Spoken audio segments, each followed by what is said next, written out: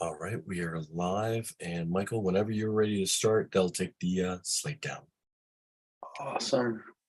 All right, thank you everyone for being patient. Welcome to tonight's January 17th, 2023 Full Design Review Board meeting. I am calling the meeting to order. I have a quorum of, I believe, 5 members. I think it was the latest 5 out of 8, so I have a quorum. I did not have any opening remarks, but I believe Cam wanted to introduce our new CEO, Mac Cummins. Is that correct? It is. I will be happy to introduce Mac. As you all know, we Resident Association hired a new chief executive officer in, I believe, August of last year.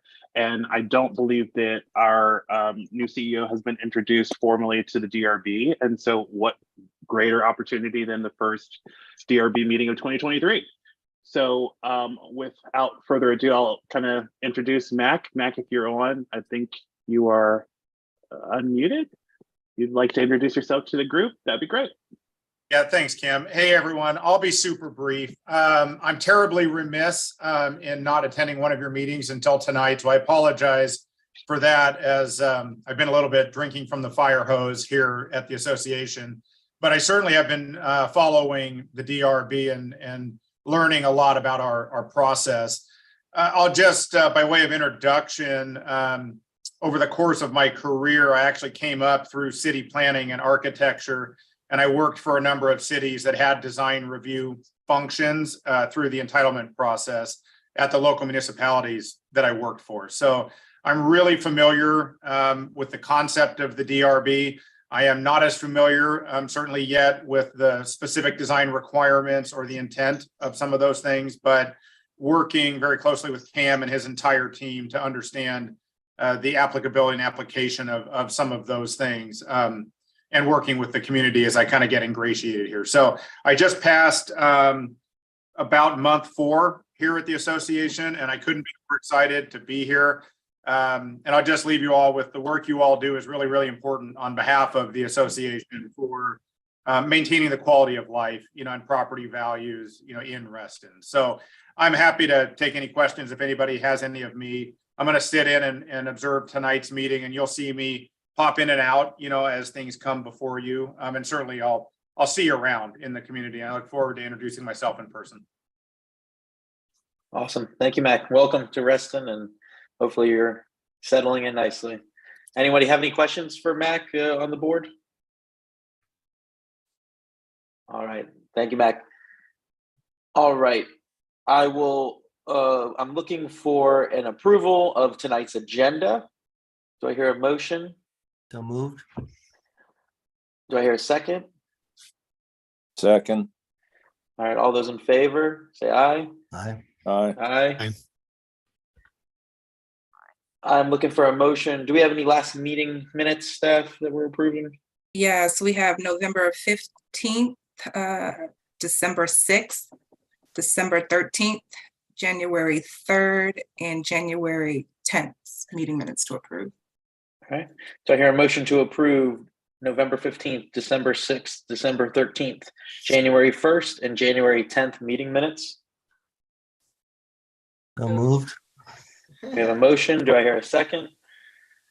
Second. All right. All those in favor, say aye. Aye. Aye. Aye. All right. Motion passes. All right. Now I'm looking for any general member comments. Any comments that are not pertaining to any of the applications tonight. You just raise your hand on the Zoom if you do have one for nothing that's on the application for tonight. All right, I don't see any, so we will jump right into the agenda. So up first, we have South Lakes High School, their 2023 public art display project. Are the students here from South Lakes? Yes, we do have students here. One moment. We're asking to unmute.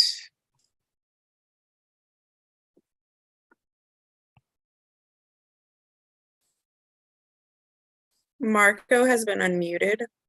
Marco, if you could just tell us which students you'd like us to unmute so that we can make sure to cover them so they can do the presentation.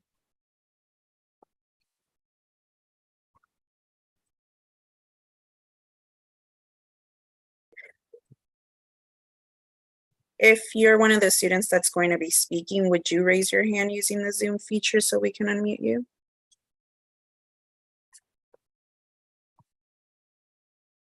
I saw. Okay, I'm gonna start with Sophia. I think I saw her raise her hand first, and then I'll unmute the rest. Hello, so thank you so much for being here to listen to our presentation. So we are starting off with this year's design for the 2022-2023 school year. Our team is here to tell you about our design concept for the 9th Lakes sculpture. We have a long history of these, and it is named Rise. The background of the slide is actually an old blueprint of Lake Anne, which ties into our theme and structure. You will hear more about that in the following slides. But now this is a pretty brief introduction. I'll hand the presentation off to our respective department heads who worked really hard. And we'll start with the inspiration and meaning behind Rise. And for that, I think you can unmute Brian, Rhiannon, and Guzzle. Brian. Yep. Okay, so we're going to start off with the inspiration. So for our 2023 sculpture Rise, our sculpture is inspired by the rapid development of Ruston. So just a few decades ago, Ruston was a rural farmland community that Robert E. Simon dreamed of turning into a modern utopia. And his dream would be realized years later, and Ruston has now bloomed into a nationally renowned city and a hotspot for large corporations, temporary houses, and an intertwined community like nowhere else. Rise represents the growing success of Ruston that was founded on humble beginnings. And the objective interpretation of Rise is the growth of population and literal construction of high-rises and infrastructure. And additionally, Rise abstractly represents the community's goals of reaching new heights in progress, innovation, and diversity. I will continue talking about the inspiration and meaning. The alternate colors, levels, and sizes depicted within our sculpture represent the diverse composition of our community. Ruston is defined by different groups, families, friends, clubs, and schools, the combined aspects of which make Ruston a home rather than a mere town. Our community is host to a colorful combination of nationalities, sexualities, and cultures, all of which complement one of another and ensure our prosperity. The variety of colors and rising levels showcased by our sculpture are meant to depict these groups which build upon one another, helping our community reach its aspirations and rise above any barriers we may face. This sculpture, symbolic of our love for this city, illustrates Robert E. Simon's actualization of a town closer to heart's desire of its residents. Who's next, Brian? Sorry, that would be me. Okay. So these were some of the models that our team designed for the sculpture that weren't chosen to be the final sculpture, but they all worked really hard on them, and they're good designs too. This was the prototype of the final design that my team helped build. This is just a quick mock-up, and this is the final design, built out of different panels and translucent material that would kind of represent Ruston, and try to draw the eye away from the concrete base that is the drain.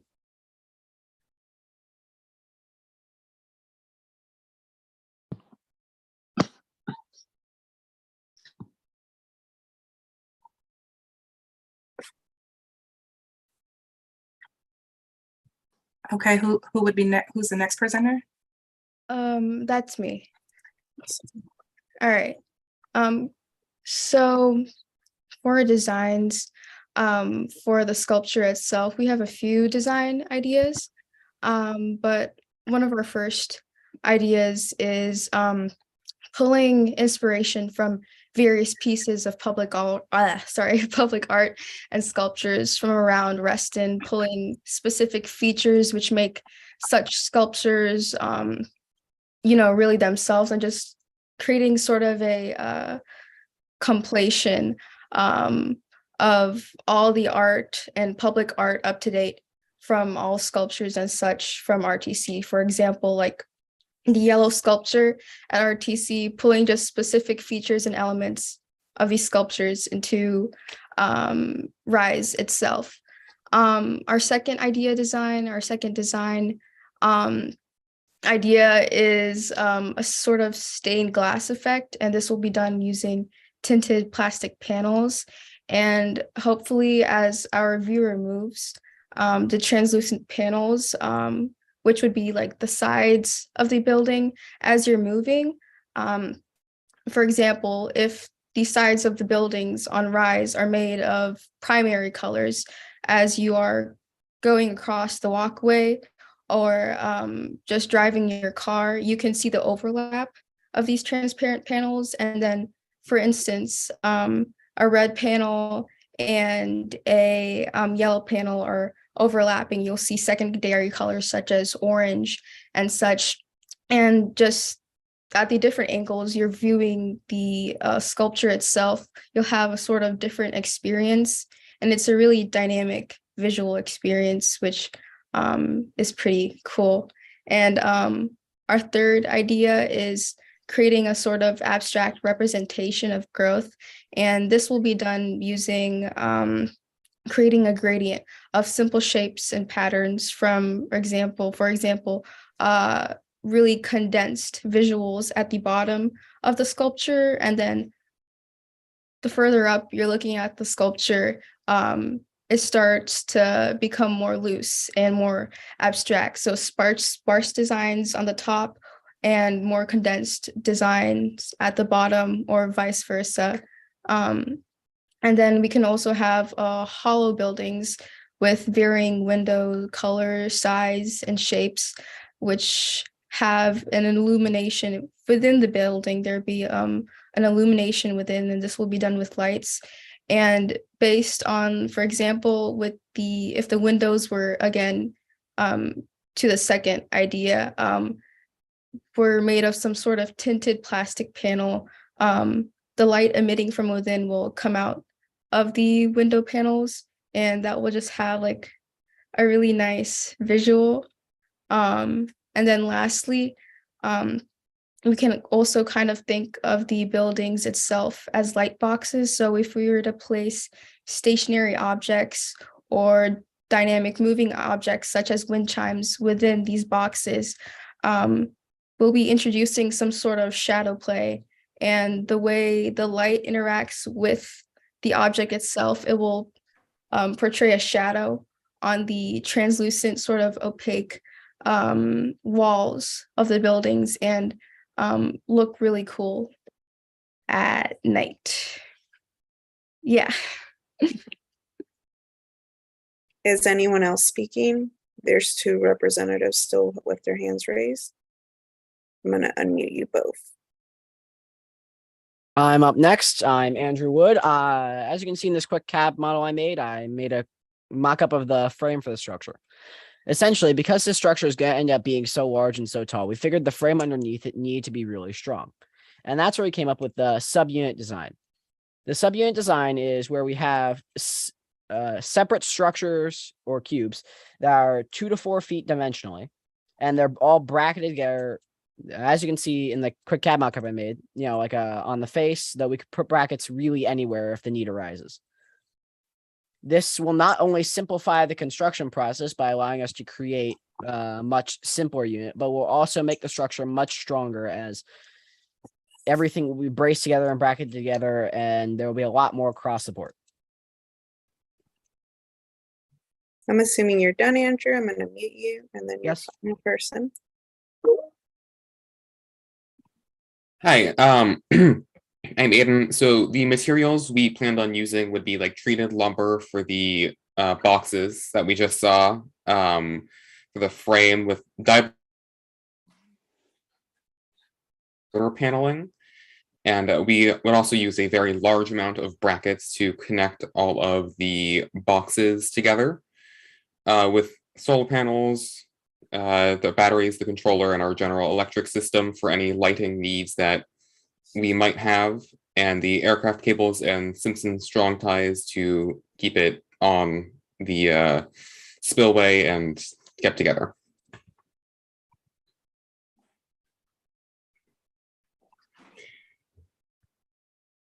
The tallest tower will be around 16 feet tall, with the widest point on the base being 10 feet wide. Each tower is fastened to the other towers to provide support with the brackets and all that. This will also be the tallest STEAM project to date.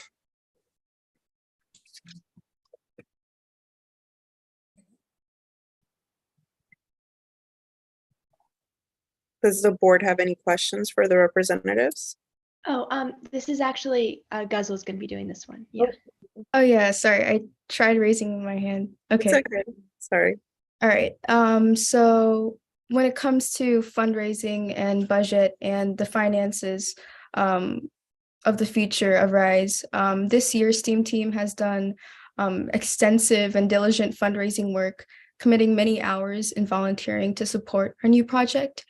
And STEAM team has worked in collaboration and actually hosted a couple events. One being crafting at Jingle on the Lake with Miss Pat at her annual craft table. And we also supervised a STEAM team themed holiday ornament craft with children who came by. And then we also had a Red's Table exhibition. I'm sure some of you guys were there when it comes to the board.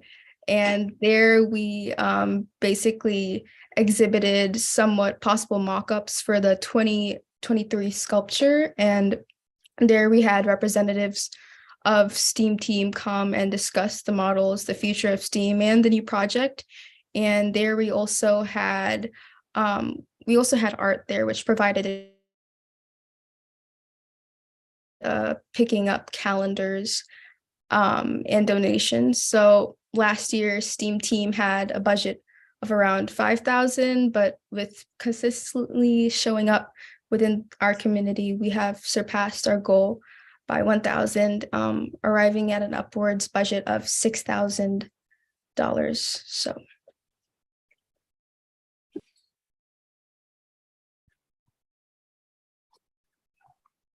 That looks like that wraps up the project. Nope, we have one more hand raised. Sophia? Hi, you actually skipped a slide. Yeah, 13. And could you also please unmute Connor for this one? We're going to be splitting this one. Yes. Thank you. Welcome. Okay. We had a few people come in and help our team as we helped design the sculptures and stuff. Christopher Cady, who my dad, who's the one of the vice presidents at FGMA and the managing director of the FGMA Virginia office, that attended a few of the meetings and helped people with their designs before we voted, help us figure out the scale of the sculpture we wanted, the materials that we needed, and just as well as providing general support. As for our other references, other than Mr. Cady, we also had Mr. Klimo, who was present for 4 to 5 meetings and finalized the structure of our proposed model. The experience with the 2 mentioned architects gifted us a great help in guaranteeing that RISE would be truly a feasible concept. Same goes for Ms. Harrison and Ms. Edwards, who are part of the annual STEAM review board and confirmed the feasibility as well.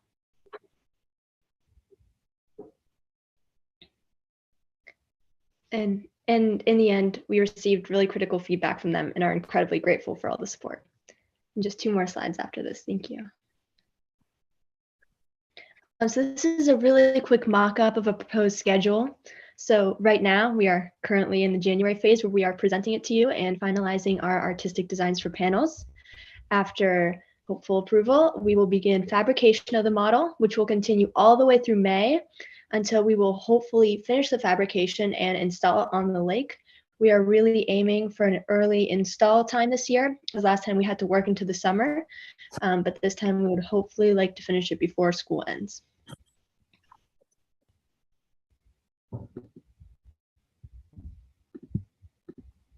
Awesome. You guys have anything else? Just the last slide. Thank you so much for your time and consideration. We seriously, truly appreciate everything that you all do for STEAM. Without your support and feedback, we couldn't do what we do. And hopefully this will continue on. STEAM will flourish and we'll meet new challenges and aspirations. Thank you. Awesome. Thank you, Sophia. Thank you, all members of the STEAM team. As always love reviewing these. It's always fun to kind of get these on the first of the year, so we get started off with a bang. Let me go around the room and see if anybody has any questions for you guys. Okay, we'll just give a little feedback, and I think obviously we'll work towards an approval, so you guys can get started. So, Elena, did you have any questions about the model? Any comments? Any feedback? I just had a question about how those blocks, I'm assuming that the plastic panels will go over those structural blocks that we saw the CAD model of. So you'll kind of see through the translucent areas, you'll see the structure. Is that the case? Yeah, there are many ways we could go about this. This is just part of the design process. When it comes to the overlapping of the translucent panels, you can just imagine it as like a prism and such. And let's say this is one color, or a whole block is just another color, and like the higher or taller building is another color. I'm assuming that these plastic panels are going to be bolted in and supported by, if you can go into the materials list, like sort of like how it is there in the final Rise model. That is one way that you can go about this. But if you go into the materials, these panels are going to be supported by the beams. Yeah, Gazel made a really good point there. And also, if another part of your concern was being able to see the structure from under the panels, a way that we could combat that was actually use it to our advantage, and we could end up painting or putting art on those wooden beams, so it would only enhance the experience. Yeah, seeing the structure isn't a concern, it's just a question. Structure has its own beauty.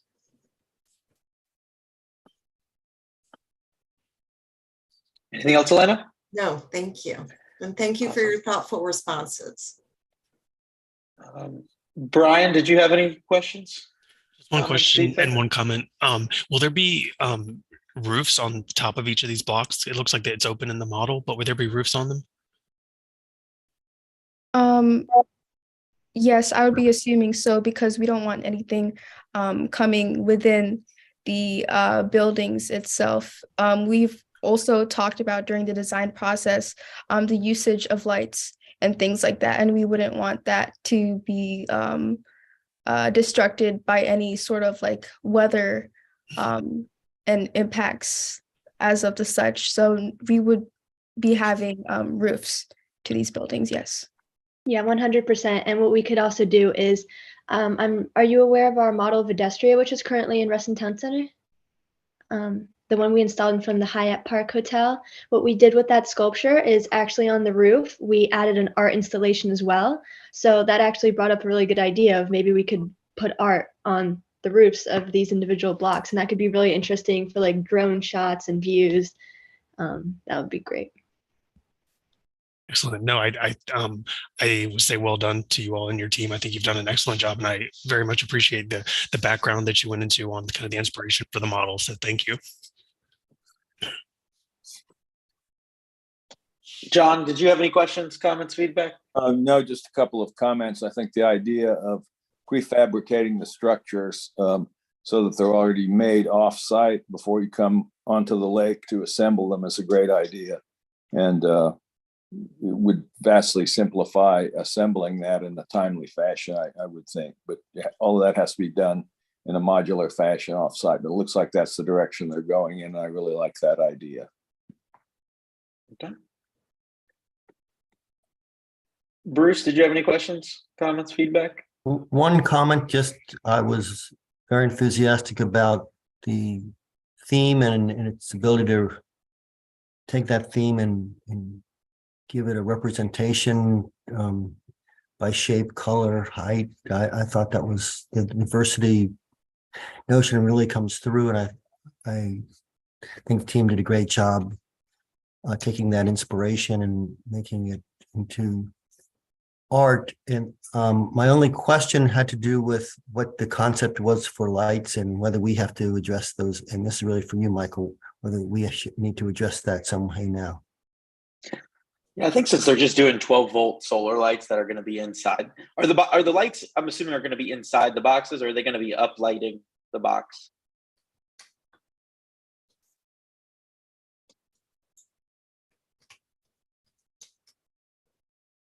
Can you guys unmute Andrew? Yeah, there he is. As we have done ever since the lights got smashed, they're gonna be sunk at least inside a box, if not be fully inside the structure, backlighting it. Okay, great. Yeah, so Bruce, I think since they're going to be in it, I think the light in spark, the light spillage is going to be pretty minimal. So I don't think we'll have any concerns about that. Yeah, I just want to make sure that we said it, and so it wouldn't come up later. Thank you. And staff, am I missing anybody else from the board? I was trying to go through here and just make sure I had everybody. I think that's everybody that I have, right? That's here tonight. That is correct. We have Brian, Elena, John, yes, Bruce. So I just had a couple questions. The wood structure. First off, I love the design. I think it's going to be challenging to build. I'm excited about the height of it, but the actual kind of building it in the middle of the water obviously gets a little bit tricky with transportation and everything of these modules. So I'm looking forward to seeing it go up. For the wood structure, so obviously in the model we can kind of see a lot of the wood structure, but I think most of that is, and I kind of tagging off Elena's question, I'm wondering whether it makes sense to kind of paint the wood structure maybe some sort of neutral, whether it just be white or maybe some other more neutral color, so it doesn't, because what I'm worried about with the current structure that I'm looking at in the CAD model is that it might look a little heavy. And so maybe lightening up with some white paint or something on any of the wood structure that you can see might be helpful, so it doesn't overpower it, and then lets the art actually, because these white panels that I'm looking at are going to be all covered in designs, right? So kind of letting those designs take over and really be the showpiece within the different Diabond panels, kind of lighting them up. I think that would be my only comment, is to try to maybe, pressure treated 2x4s are only so pretty. That's not the pretty structure that we necessarily I would want to see. So that would be my only comment. But otherwise, I think it's a really good looking project, and I'm excited to see what kind of the final designs on the panels kind of come out, and kind of that reverse juxtaposition of going from sparse design to kind of heavier at the top. It's the inverse of what the buildings are doing. So it's kind of interesting that you guys are going that concept. It's kind of a nice idea. So I'm looking forward to it. And hopefully you guys can get it up well before summer so we can enjoy it all summer long. Thank you. Yeah, that's a great suggestion with the white painted wooden beams. So thank you so much for that. We will definitely make a note of that. Awesome. So staff, do we need to make an approval? We may need to make a motion, right? No motion is needed. Yes, you do need to make a motion if you want to have them move forward or come back. So it depends on if you're in concept or if you are giving them final approval to move forward. Sophia, how close are you guys to having designed for those white panels, kind of what those shapes and things are the gradient that's gonna go on those panels? That would be the only thing that's kind of seems to be up in the air still. How close are you guys on those designs? They're currently still concepts. We've had some rough sketches, but we could probably hammer those out in the next 2 or 3 meetings easily. Just with Cerebral, last time when we presented Cerebral last year to the board, we had no art for the sides of the heads either, the current sculpture that's on the lake. But we immediately, after approval, got that art on lockdown, and we have so many talented artists. We have more members in our club than ever before, so I have no doubt that we'd be able to come up with something pretty quickly. And even if you could expedite your approval now, we could go ahead and send you the artwork a little later to get approval on that as well, just because that is more easily changed. Yeah, I think that's a good idea. So I'd be comfortable making a motion to approve the application as submitted and recommend for the artwork that's going to be going on the panels to be distributed among DRB members for comment via email. But otherwise, you guys are good to get moving forward. So that would be my motion. Second. Is there any further discussion on the motion? Any clarification? No. All right, all those in favor say aye. Aye. Aye. All right, any against? All right, motion passes. Thanks, guys. Thank you so much. Good luck.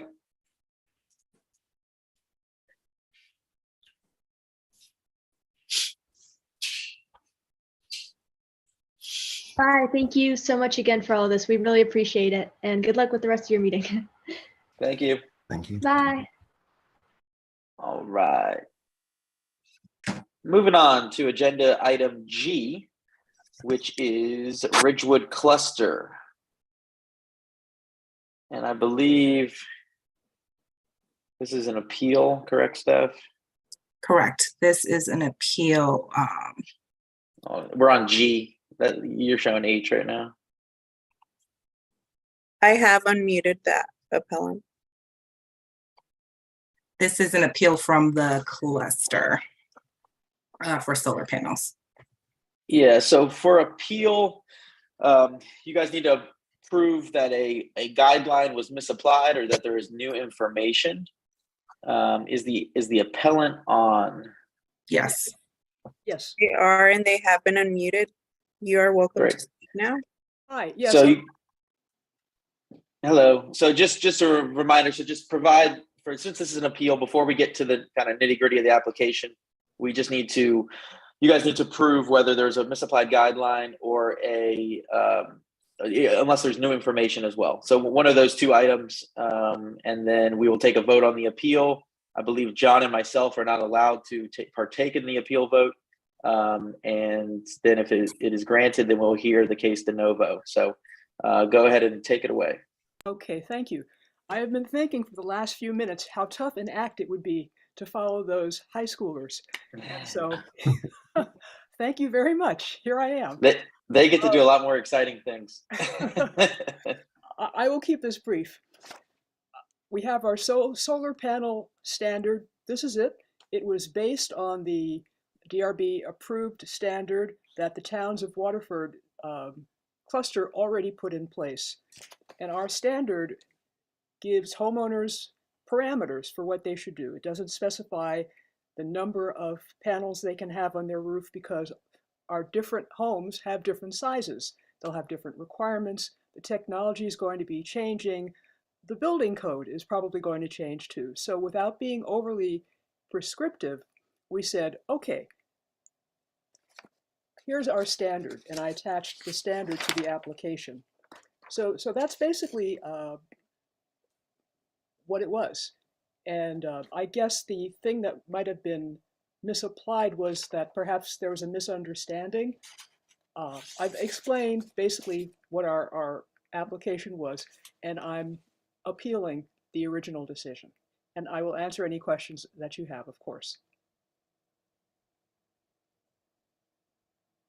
Okay. So John and myself were a part. I remember this was part of the panel, and I think what our biggest concern was that, and the reason why we deferred it. I thought we deferred it, but I guess it was denied. Staff, is that?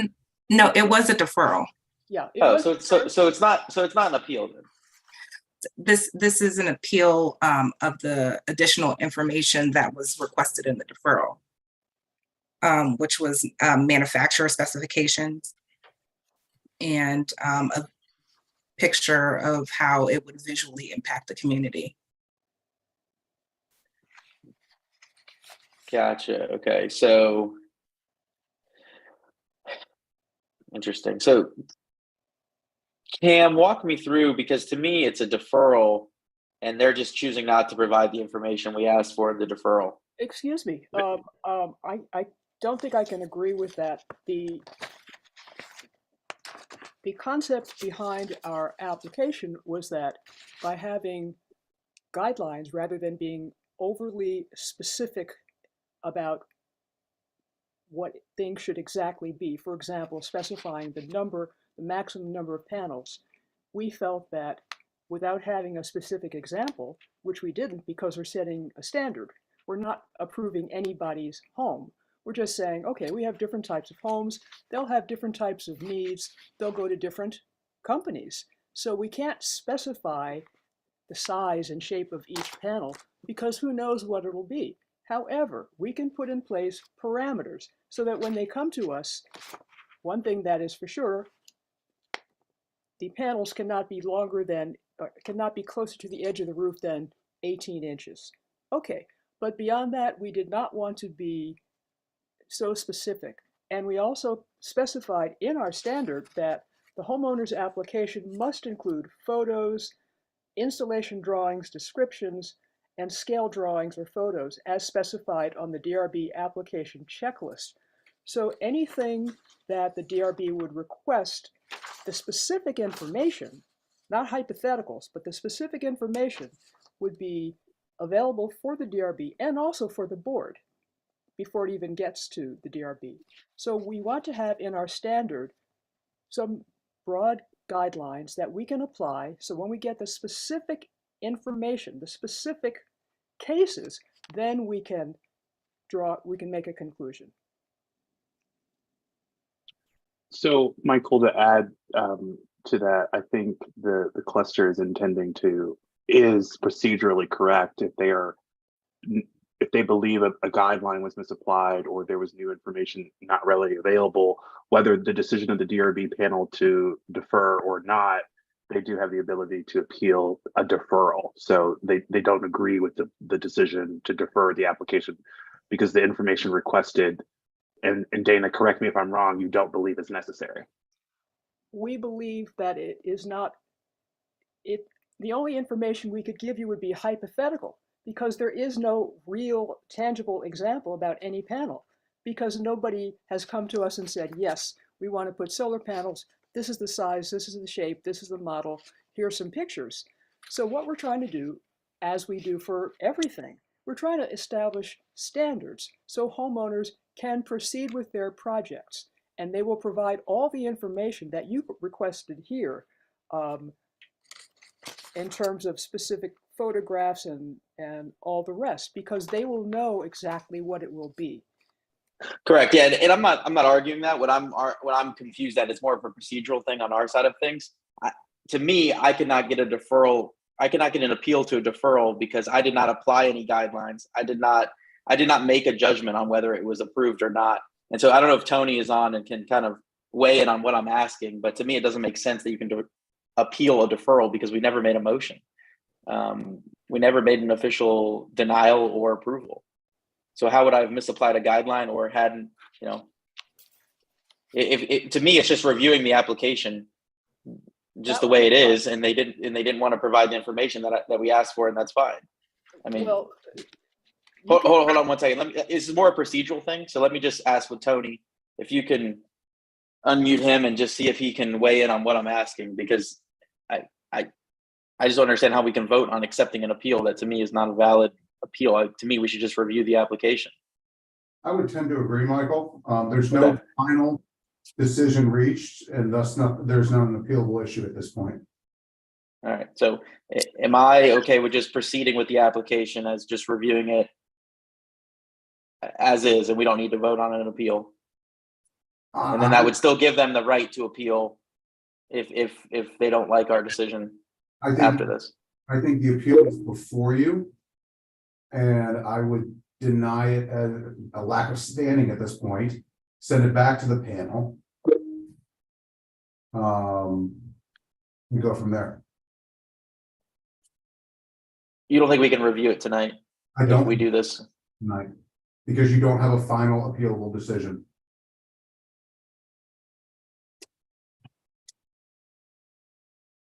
Okay. Michael, just to be clear, so we're all clear, in a normal course, if a decision of a panel is deferred, that it wouldn't come to the full panel. Is that, I think that's what Tony is saying. Is that correct?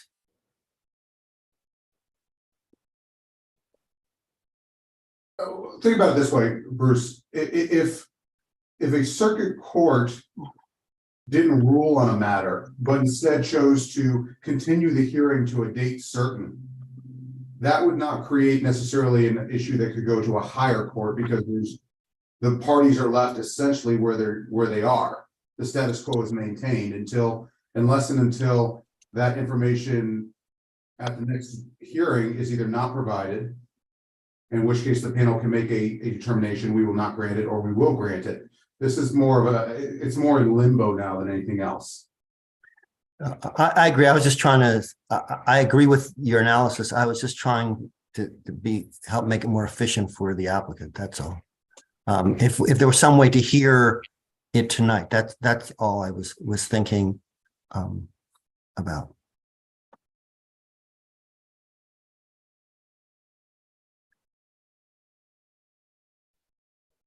So, Michael, I'm understanding that procedurally it's not something that the full panel can hear yet, because there's been no decision. Right. Yeah. And I was thinking then we could just review it. I didn't want to knock it to another panel meeting. That wasn't my intent at all. I agree. So, staff, can we accommodate them and get them on the next panel meeting? That's next week. I can add them to the agenda. Yeah, that's not a problem. Okay. Assuming that works with them, obviously we can be flexible with their schedule because we took up their time bringing them here. But I'm going to make a motion to deny the appeal on the fact that there was no right to make an appeal since no decision was made. I'll second. All right. Any further discussion on that? All right. All those in favor say aye. Aye. Aye. Any against? Any abstentions? All right. Motion is denied. Or motion is approved, which denies the appeal. All right. So moving on to application H.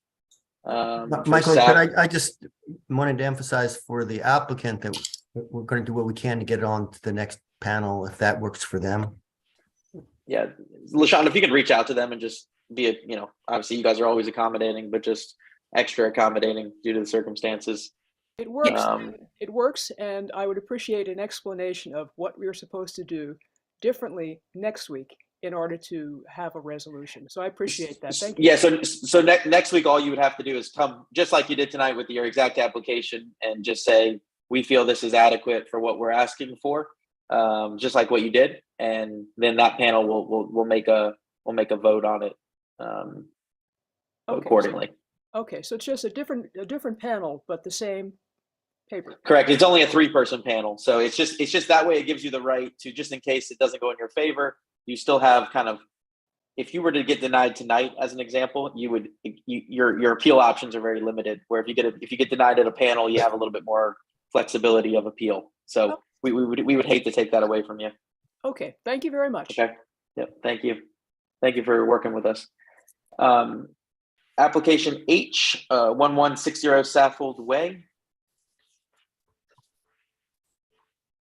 I believe we have just some procedural matter on this one. This one is an appeal. It's an appeal by RA, which I believe Cam will speak on. Yes, I'll make this short, simple to the point. We are withdrawing the appeal for this property. The owner has complied with the cluster standard and modified the fence to be in compliance. Beautiful. All right, we will move on then to application I, which is 1629 Valencia Way, which I believe is also an appeal, being appealed by RA. And Cam, as the appellant, you need to prove that there is misapplied guideline or new information. And go ahead and take it away. Thank you. If we could go to page 12. Actually, let's start with page 9 and then 12. The reason for this is appeal on behalf of the Wrestling Association is that there is a misapplied guideline in the cluster standard. The existing modification was done prior or submitted after the fact, and the property owner of record provided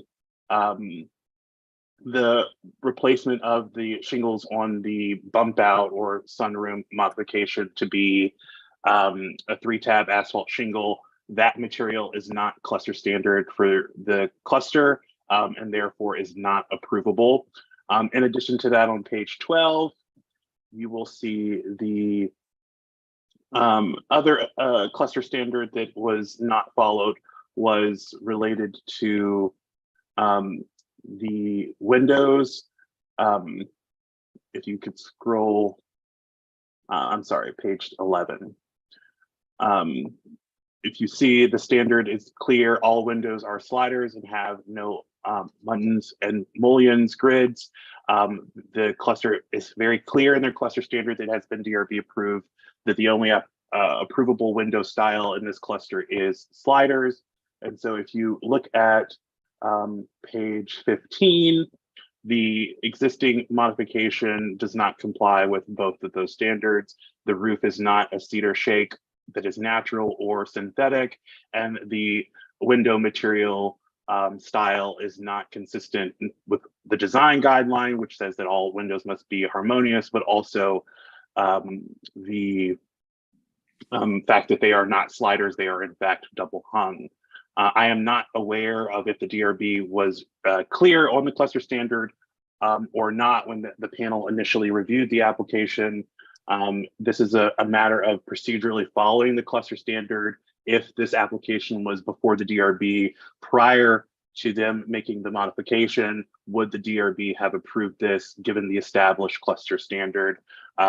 And we believe there to be some conflicts with that. And so to keep consistent and not set a precedent, the DRB needs to review and evaluate and encourage the owner to potentially come back with alternative suggestions or provide the applicant with alternative suggestions that would adhere to the cluster standard and the design guidelines. Great, thank you. Does anybody, so I believe Bruce was on the panel, so cannot vote on the appeal. I believe, was anyone else? I believe that he was the only one that was here. It looks like it was Jim and Sarah who are not here tonight. So, so Bruce, you just can't vote on it, but just a quick question for you. Were you aware of the, I don't even know if it matters whether you were aware of the cluster standard or not. Maybe it is, but yeah, we thought we were applying the cluster standard in a way that was fair. We don't agree with I wouldn't agree with the notion that we weren't applying them. We're just applying them in a more creative way than just yes or no. Because what was the final, where's the final decision? The final decision is they've got to change it when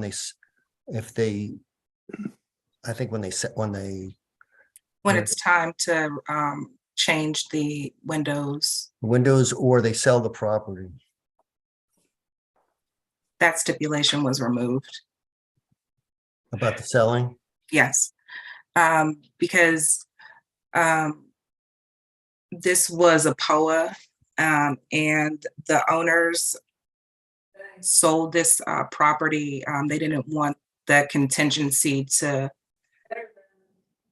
be part of the before the sale of the house because they were going to closing. So it's in new hands now. Yes, it's in new hands. So they were literally at the closing week when this came up on our agenda. So I don't agree with the characterization that we misapplied a standard. We knew the standard and we applied it.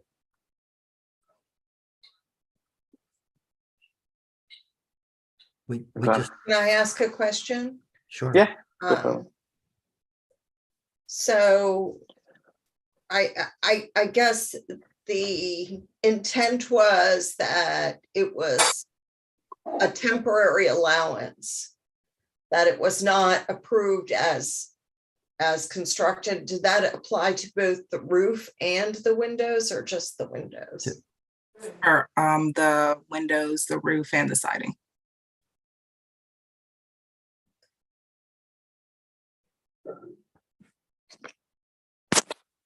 Procedurally, that is not correct. The decision is very clear that the windows must come into conformance. It does not address the siding materials nor the roof replacement.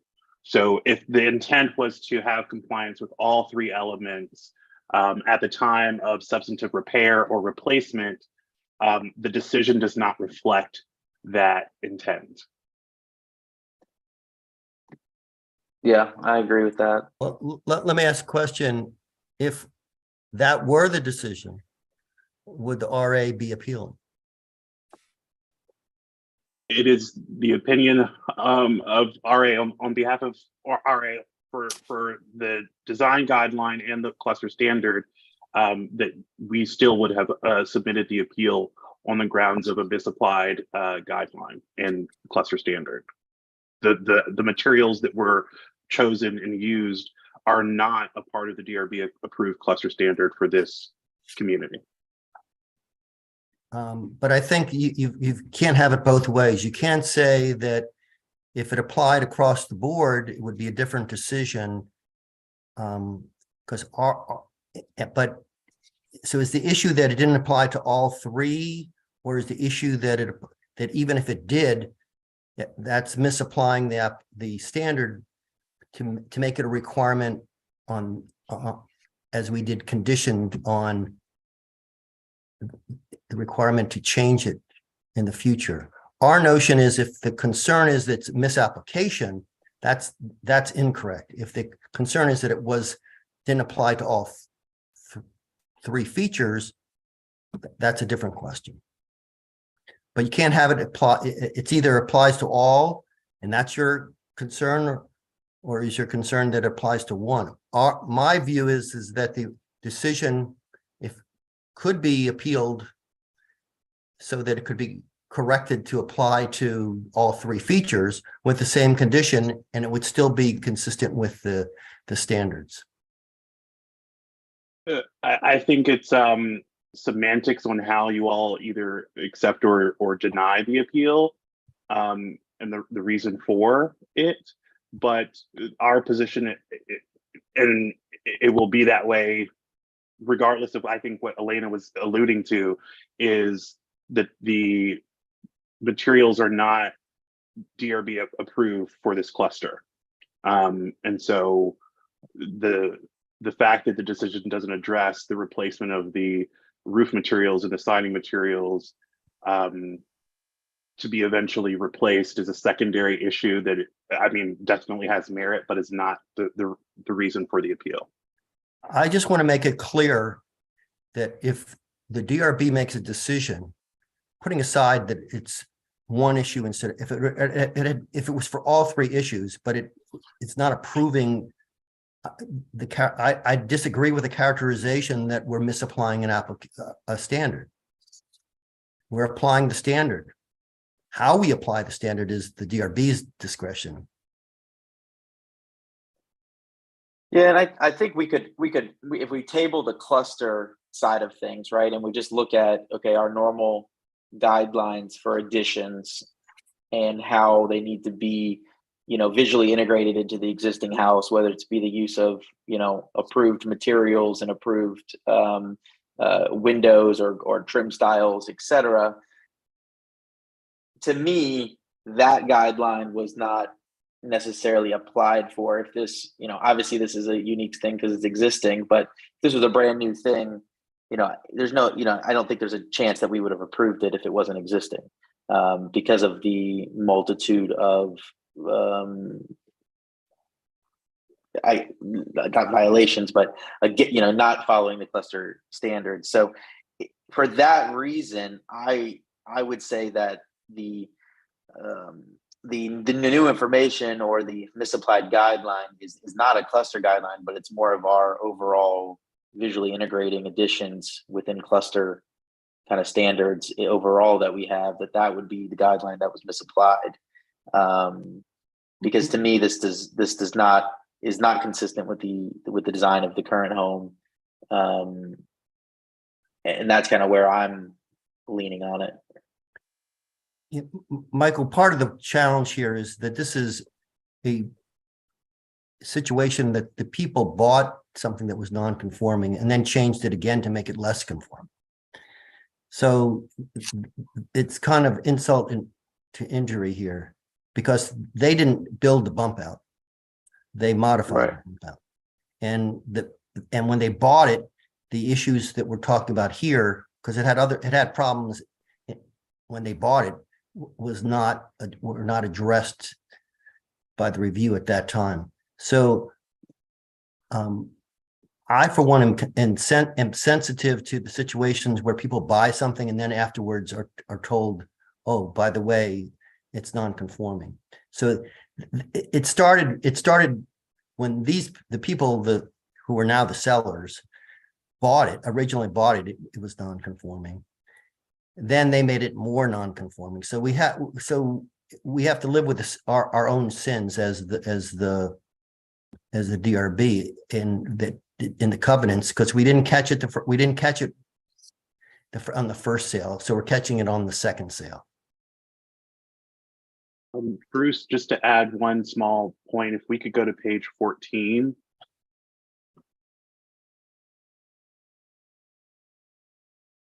This was not missed on a resale prior to the purchase of the home. This was DRB approved in the early 80s as a green or a greenhouse. And the homeowner had severe concerns. There was clearly some dilapidation in the modification. And so they modified the existing, what you see on the screen, to what's on page, which is on the next page, to address some of the lack of either maintenance or design when they did this prior to 2021, I believe. So it was DRB approved. Should it have been DRB approved is something we can talk about for ages. Misapplied. It was misapplied then. Right. It was misapplied then. Well, I think we could argue to disagree on that. I mean, I think the greenhouse. Well, if we're talking about the roof, Michael. The roof, okay. Yeah, the roof doesn't. It was non-conforming then as it is now. Roof, slanted window. You know, you could. What my point is, I think the overall the cluster. I think personally we should accept the appeal. That's my determination on how the guideline is applied, no matter how we got here. I think the overall reaching visual integrity of the addition is not adequate, and I think there's ways that we could improve it by following some of the cluster standards a little better. There's the situation, is not ideal, of course, but unfortunately, it's on the front of a home. It's in the front of the neighborhood. It's not like it's behind and hiding. So I would make a motion to accept the appeal on the grounds that the cluster guideline for window style was misapplied. The visual integration of the addition was misapplied for this approval. Second. All right, so there's a motion and a second. Bruce, you cannot vote. All those in favor of the motion say aye. Aye. Any against? Any abstentions? All right, Bruce abstains. Elena, did you vote yes or no? I voted yes. Okay, all right. Motion passes 4-0-1. All right, so we'll hear the case de novo. Is the applicant here? I believe the property has sold. So if the new owner is in attendance, if you could raise your hand. Otherwise, I would encourage the DRB to defer the application to allow the new owner to present the application, to be present to present their application. Do we know? So we know for certain that they're not here, is basically my question. No, I'm not sure. I not was seeing- not able to identify the new owners of the property, and I know from the previous owners and our information that the previous owners are not here. I don't know who the current owners are. I see someone raise their hand. Yeah, Samantha. Samantha's being unmuted. Feel free to speak when you're. Hi, Samantha, if you could state your name and your address.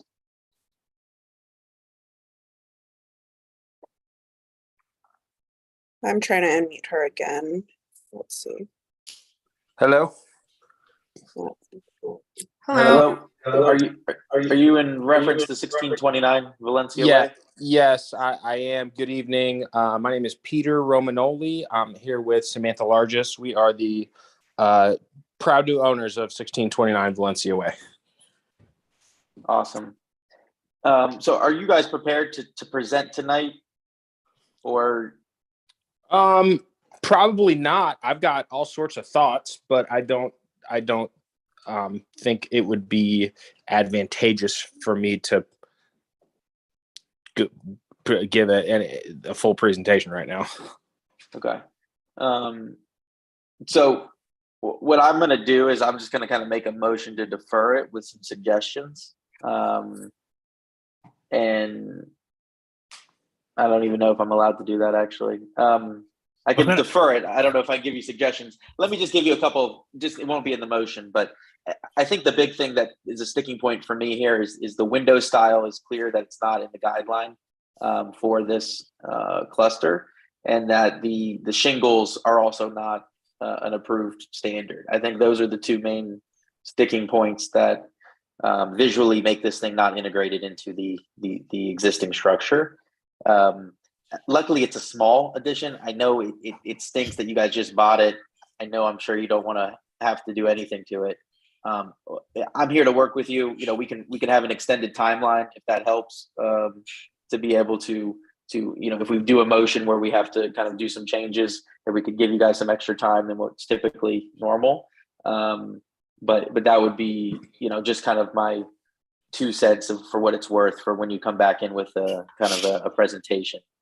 Well, okay, absolutely. I mean, if it came down to it, and unfortunately we needed to make some issues, certainly an extended timeline would be critical for us. I mean, we're so happy to be a part of the RA and moving into this neighborhood, and we've absolutely have used all our resources as first-time home buyers to get in here, and we're so excited to be here.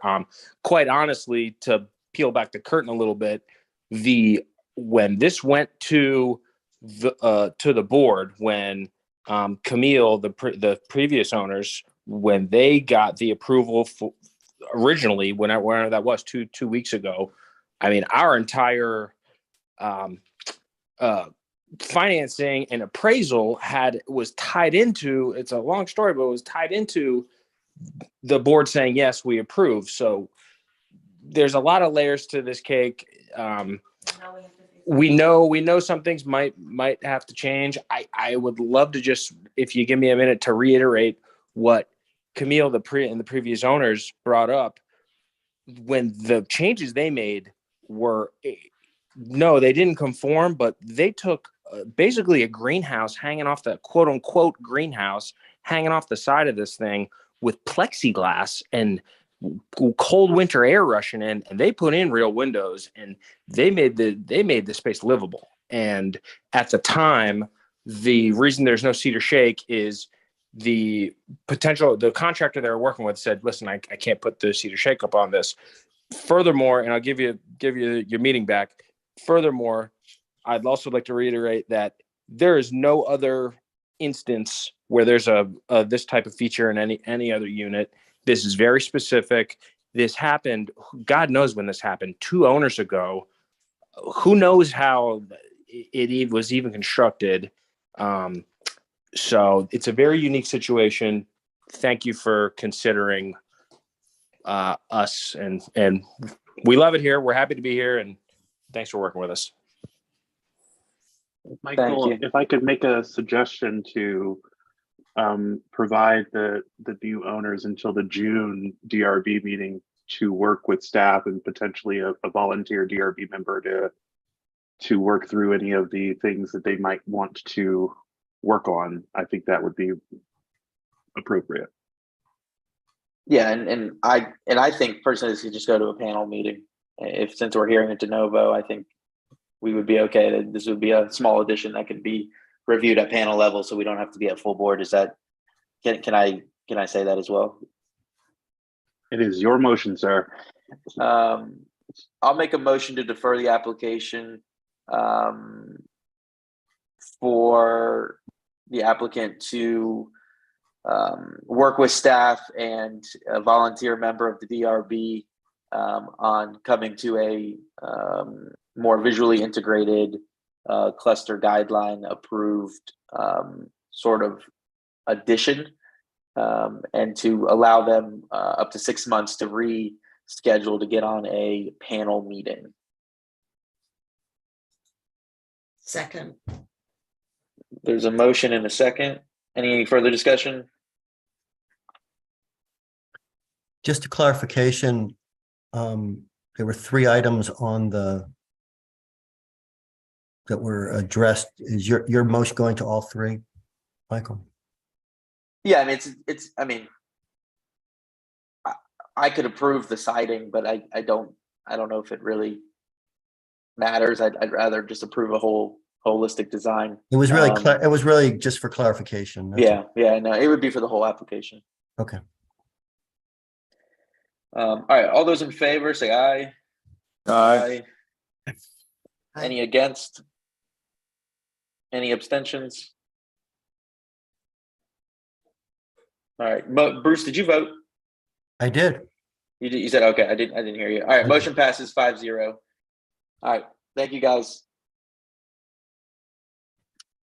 All right, moving on to and staff. Just for the record, I'll volunteer to help if you guys want to put me in contact. I can help.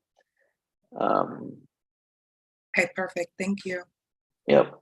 All right, moving on to 1631 Washington Plaza.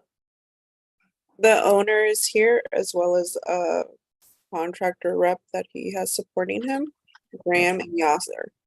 Yes. So for this application, if you guys want to walk us through what you're planning on doing, I do know I have a list of affected parties. I'm not sure how many are speaking tonight, but we'll go through the application first with your presentation, and then we will hear from the affected parties, and then we will ask you guys any comments, questions, etc. So are the applicants How are you guys? Hey Yasser. How are you, Mike? I'm doing all right, man. So you guys have a solution for us. So yes, we do. You guys want to walk us through what you guys are doing, and then, like I said, we'll go to the affected parties, and then we'll come back and ask you guys any questions. Okay? Sure, Mike. Graham will talk about everything that we have done to make everybody happy, basically. Good evening, everybody. Michael, thank you for having us, and Ana Rosa and LaShonda, everyone that's helped us, with the journey that's got us to this point, and for everybody's recommendations on improvements. I'm happy to walk everybody through any particulars. In summary, we met with Cam and with Michael and some other folks at the RA building, and went through the previously approved documents, and then some of the county required changes that were non-conforming to the previously approved application.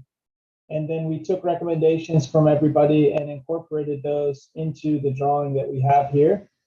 The major points, one of the items that we see here on this first page was we talked to the county. They had a requirement that the 90 at the top of this shaft, so this is a grease shaft that comes out of the building.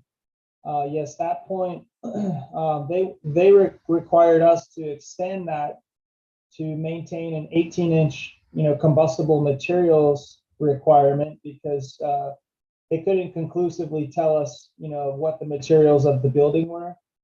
So some of the suggestions came up to transition that from welded duct to a double insulated duct, and therefore, try to squeeze that 90 tight to the building. So both Captive Air and Fairfax County said that would be fine. Captive Air is willing to show us, the code that the mechanical inspector who's already been on site that would essentially create an elbow and transition those two materials at that top 90. And the whole purpose of that would be to lower this stuff as tight as we can get it to the existing parapet wall, which is up at the top right corner of this diagram. And then as it 90s across the roof, it would have to elbow up into the fan box, which is right where that is. And so there was another suggestion to create a louver screen wall, which we've proposed here. This would be a freestanding, non-attached to the roof, composite louver screen that would essentially conceal the fan, but still be accessible for maintenance. And so that's what we see at the top surrounding the Captive Air exhaust fan. And then the vertical face of the shaft, this next page down, there were concerns about, originally it was going to be bricked, and then the LARCA and RA during the original approval process, like back in 2021, requested us to paint it Reston brown. And at some point after it was installed and inspected by the county, there were some non-conforming questions related to, the details of how that looked. And so requests were made to conceal it or figure out some way to make it conform a little bit better to the surrounding materials. So this plan proposes to take everybody's suggestions and essentially wrap the duct in the same gutter and downspout profile that we see to the left and right of this shaft, and essentially create like a 1-inch air gap so that there's no combustible materials impact, and that would be painted the same color as those downspouts. And we can see there's a couple required cleanouts, county required cleanouts. So those would be recessed access panels that would essentially match the same color as the surrounding brake metal. And then this whole assembly, we have an example of this assembly right in the front, like this photo that we see where that white pickup truck is. There's a sleeve right near there that is concealing some existing utility piping. And on the next sheet down, we can sort of see what that right here in the top right, that's the brake metal cleat that has a concealed essentially panel set up that's bolted to the building. And that fastener is what we would follow this exact assembly to create our wrap of the ductwork. So that would be inclusive of all the required bracing and everything that the mechanical inspector required as part of the approved documents. There's a picture of the cleanouts. They're approximately 16 by 16 metal panels here on the left. And that's the summary of this proposed alteration or modification to the previously approved document that we believe was the summation of everybody's hard work and comments to help us try to satisfy as many concerns as possible. There's another small detail that involves getting the control wiring, which would be the refrigerant lines and the control lines and power lines up the building wall. And if we go to, might be the sheet right in front of this one.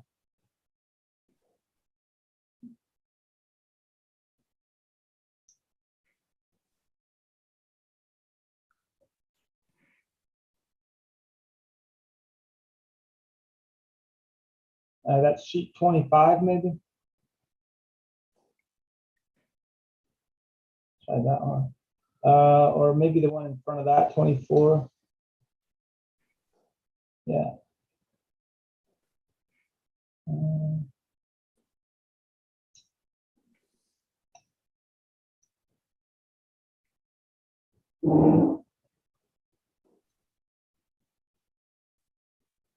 And Rosa, it may be in the document. It's this document, but it detailed some questions that came up about the dimensions of the louver fence, and then also the similar brake metal chase that would join next to the gutter downspout to the right of this shaft. And essentially that would be the pathway to get the control lines to the fan, the power line to the fan, and the refrigerant lines to the roof. And we would follow that gutter downspout exactly up the building to the right. That's detailed in the LARCA approved or document that had the pathways. It may be the same material as the brake metal shaft. The mechanical inspector required it cannot run in the same shaft as the exhaust duct. And to pad out the exhaust duct further would simply enlarge that main shaft. So we're proposing to run a small 4-inch box next to the downspout on the right side to feed the HVAC units and fan on the roof.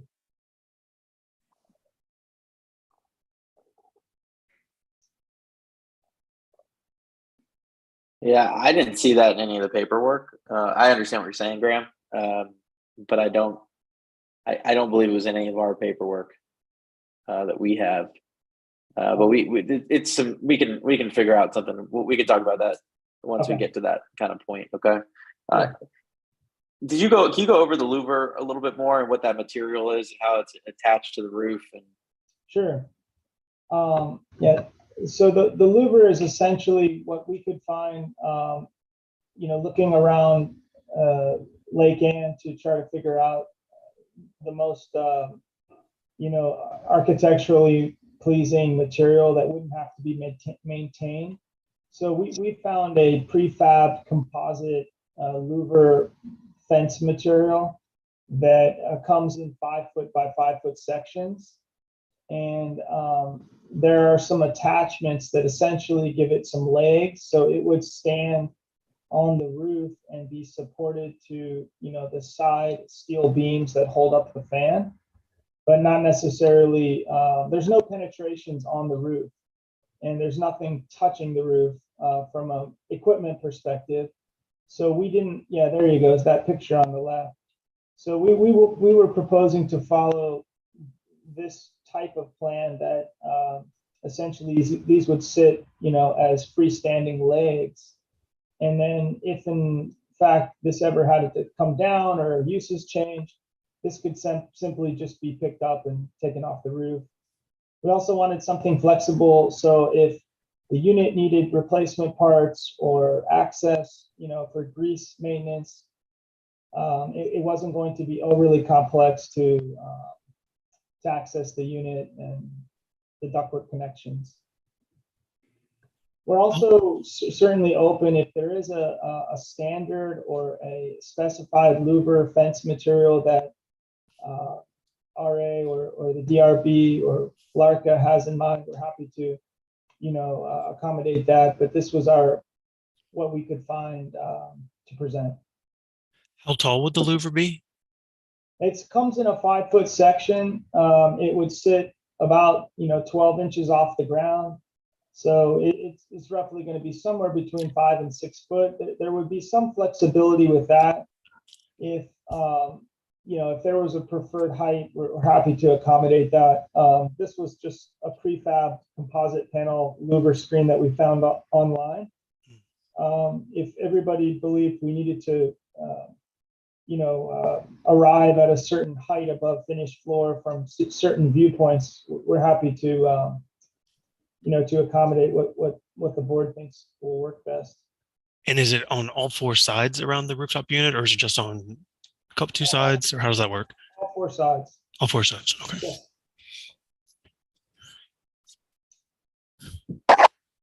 And then Graham, one other clarification question. Did you guys switch the exhaust fan from going from an up-blast fan to a mushroom fan based on what cut sheet I see in here now? Yes, it is. Okay. All right. And then I think the only other part of the application is looks like you have a hot water heater vent and a gas line penetration as a part of this application as well. Yes, sir. So right in the face of the building, there is, in that face wall, there is a gas meter main that has already been installed. And so the gas line would be a 2-inch line coming right off the gas manifold and penetrating the masonry. And then the exhaust louver cap for the hot water heater would be right next to that. And both of those pipes would be painted to match the pipes, the existing piping right next to it. And So would those be within this duct enclosure also, or are we talking about another run up the side of the building? This is a low wall in front. So Staff, slide 38.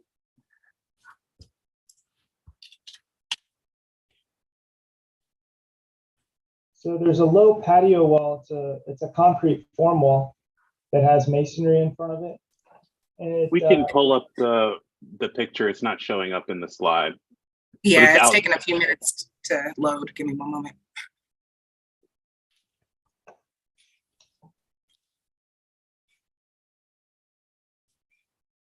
Yeah, Brian, I don't know if you have the application open on your computer, but if you have slide 38. I do. Mine's doing the same thing though. It's thinking, I guess.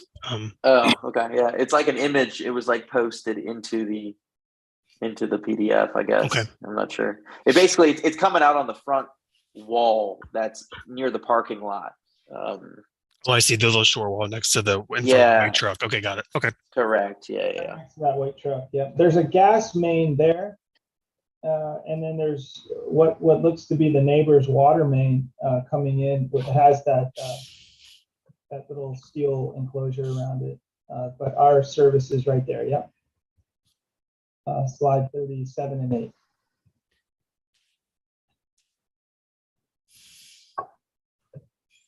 8. It looks like I have a version that is showing it. I'm gonna try to blow it up for you guys to see better.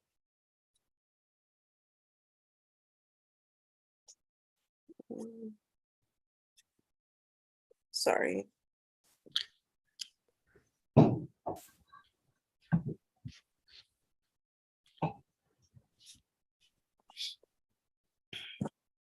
Does this work for everyone? Yeah, that's perfect. Yes, thank you.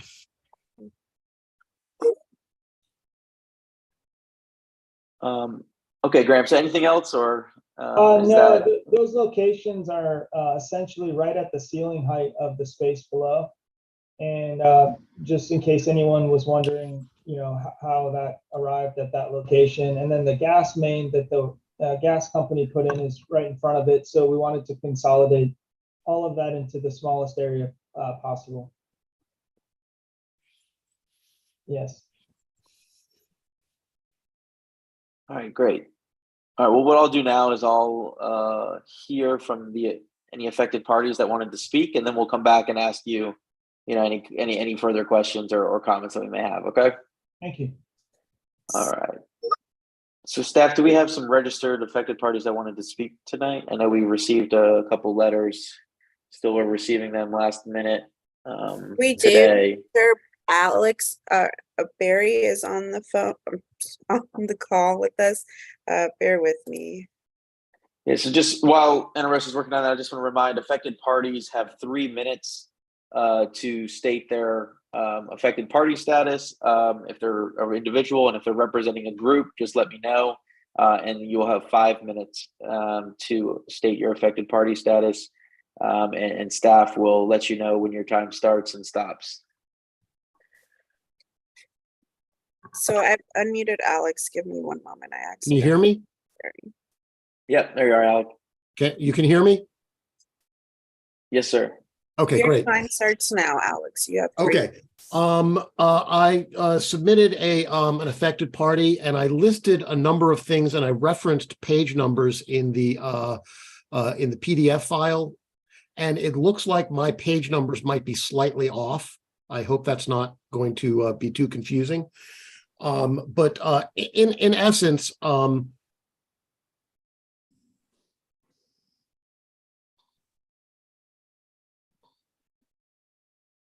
Oh, I think he's muted. Yeah, what happened to him? I lost audio. okay, I'm back. Can you hear me? Thanks. Yeah, start over. Okay, I'm sorry.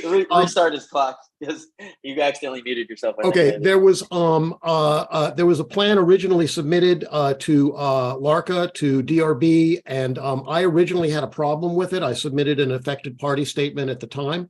I was then told that I'm basically convinced by the applicant that my concerns would not be much of a problem. I'm looking at what we've got now, and this is a travesty. It is not even close to the original plan. And I consider it to be essentially theft. The value of my house has been diminished by somebody taking from me and improving the value of their property. The proposed revisions will make things even worse. I've already got the view out of my window partially, partially obstructed. This is going to be even bigger. The diagrams for the submitted plans for the revisions, I went out with a tape measure and was measuring things. The illustrations of the revisions are not accurate. They do not depict how wide these new revisions are going to be.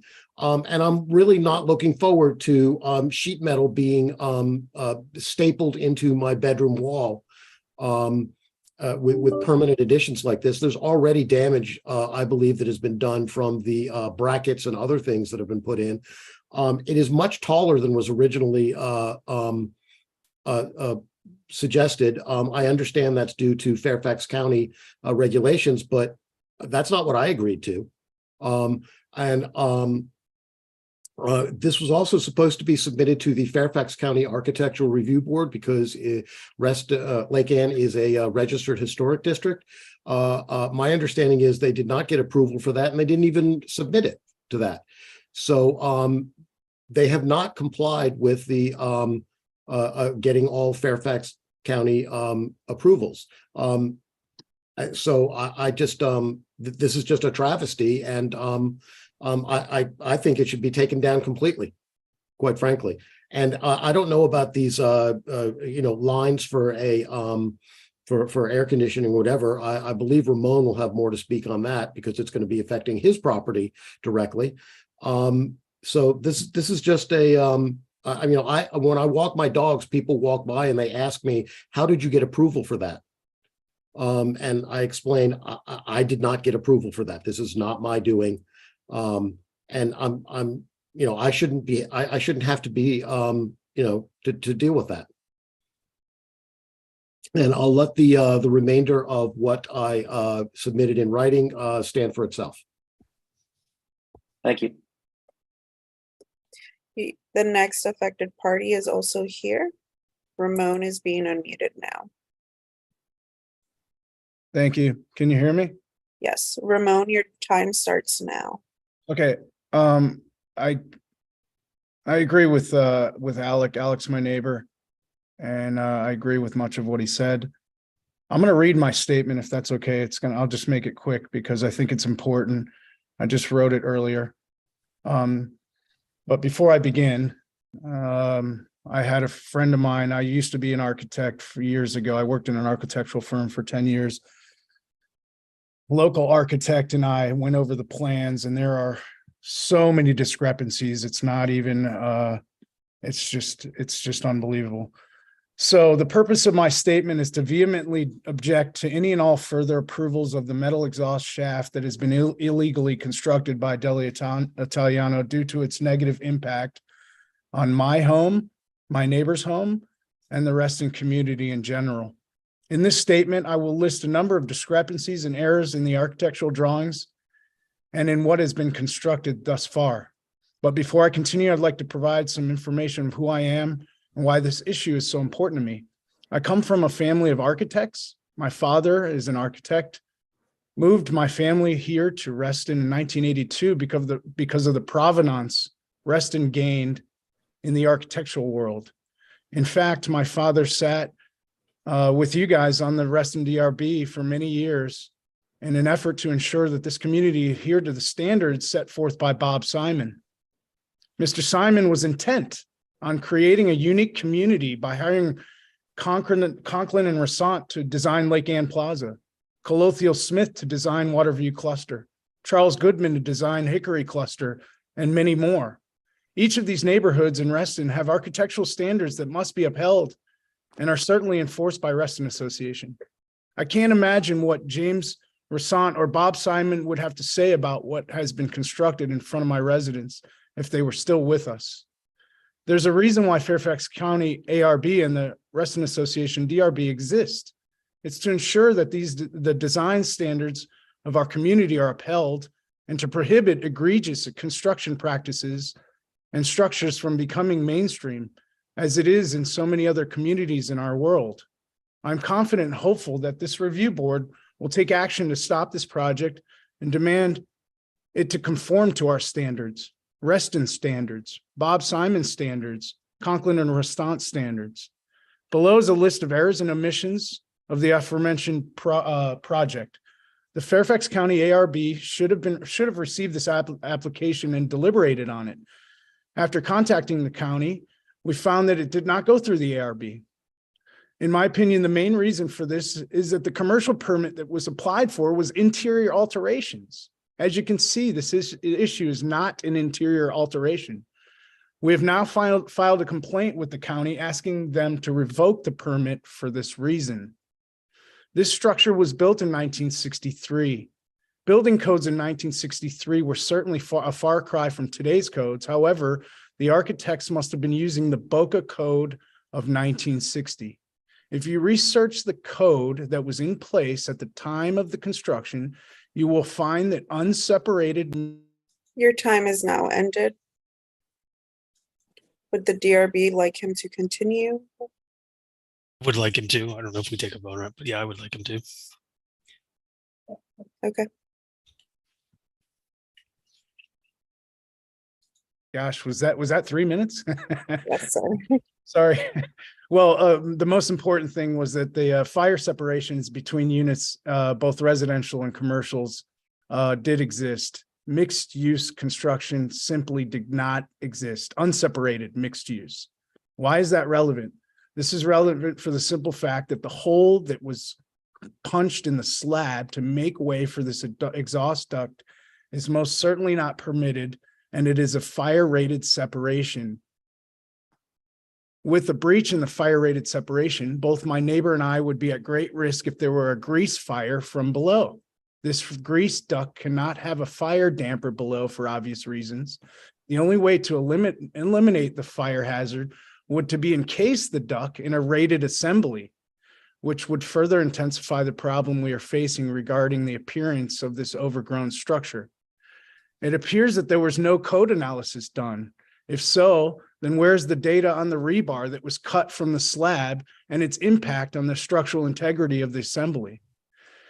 In the recent application to LARCA, it states that the duct will be covered with metal coping, which matches existing gutters. However, the more current application, if you read carefully, the DRB states that it will simply be painted to match the existing gutters.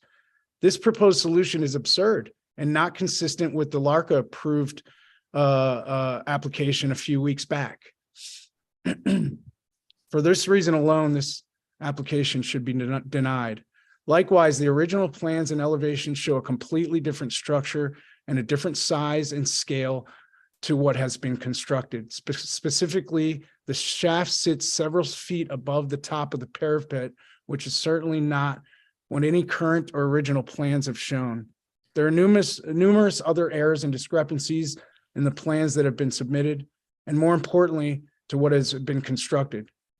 What has been constructed is not to code and is in violation of construction standards, as it does not match the plans whatsoever. I wish there were more data on the folks that walk by and comment on it. Alec mentioned that. I must say, if I were trying to sell my house at this moment, the structure would most certainly diminish the value of my property. In closing, I urge the DRB to look closely at the plans, the building code, and what has been constructed to enforce the architectural standards that Reston was founded on. We want this monstrosity removed. Thank you for your time. Thank you, Ramon. Anybody else, Steph? I was not able to identify Stephen. If he is present, could he please raise his hand?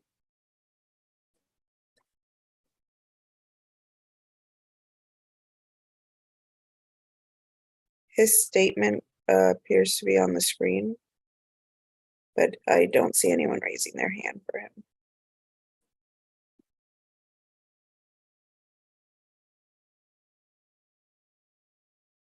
Okay. All right. Well, then we will go back to the application and go around the room and see if there's any questions, comments, etc. Let's start with Elena. Did you have any questions for the applicant? Not for the applicant. Are there members of tonight's board who are familiar with the previously approved design? Yeah, so previously approved is down on slide. This was approved back in 2021. So if you kind of go to slide 30, well, let's keep going down.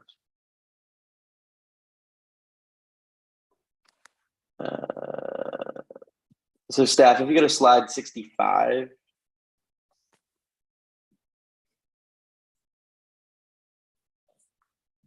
So this is kind of what was approved back in September of 2021. Can you zoom that? Can you make that a little bigger, staff? The drawing part. Thanks. Well, let's just say when we're done with that, the actual approval letter is slide 43 when we're done with this slide. Thank you. So were you, Mike, were you on that panel or? It was at a full board. I was. Full board. I believe I was actually trying to look for the record. I believe I voted against it, but I think it did pass, obviously. It's clearly what has been installed is not, obviously where they're at, and it's got moved due to various reasons that they went over. We had a work session with them and also LARCA's design covenants review, who kind of also has been involved in kind of what I'm assuming is kind of now this final kind of application that they're bringing forward to us.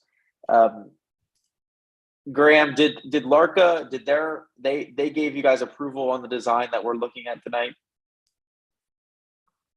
Yes, thank you, everybody. So our approval came from LARCA July 14th of 2021. What about for the updated design? Oh, updated design. Yes, they did approve it in December. So the one we're reviewing has been approved by the board of LARCA as well, who owns the actual building. Yes. Okay. So Elena, that's basically kind of what it was, and then now obviously you can see what it's morphed to be currently, and then what it's going to eventually, what they're proposing and eventually to kind of look like. So I don't know if that helps answer your question, but Yeah, I just wanted to be able to hear the thinking of the original approval and compare it to what we're looking at tonight. So, I mean, if there's any insight you can give us as we go on, you don't have to opine on it right now, but it's just helpful to know what the original approval was based on, et cetera. right, yeah. I mean, it was, whatever, over a year and a half ago at this point. But I remember it was assumed that it was basically going to be painted this Reston brown, and it was going to be much more minimal in appearance than what obviously it in actuality it has become. And I think that's part of the reason, obviously, why it's now kind of in front of us. But yeah, so that's kind of where that's coming from. Do you have any questions for the applicant at all? No, thank you. Okay. Brian, do you have any questions for the applicant? I'm worried that my questions, I mean, I'm new here, so I'm worried why, I mean, I would be going back really far and trying to understand why this was the best location for it. Which I know it opens a whole can of worms. So if that's out of line, let me know. But I'm just trying to understand how this was agreed upon as the best location for it. And I'm sure Graham, maybe you can answer why you guys decided to go this way. We have a couple new board members, obviously, that weren't a part of the application process. So if you guys want to walk us through that. Sure, happy to answer that timeline. I know we spent, prior to the original approval, it was about a 6-month process working with Larka, Karen, and then Jason at the time. And we had engineers come out and look at all the different possible routes. And this one proved to be the least impactful. And because it's on the outside of the building, there's not a requirement from the mechanical Fairfax County Code or even the mechanical code of Virginia that if it's not inside a footprint, it doesn't have a fire rating on its own. And so for that reason, the exterior duct provided a common area path to the roof for this business. And that was Larka's original direction to us, which we complied with.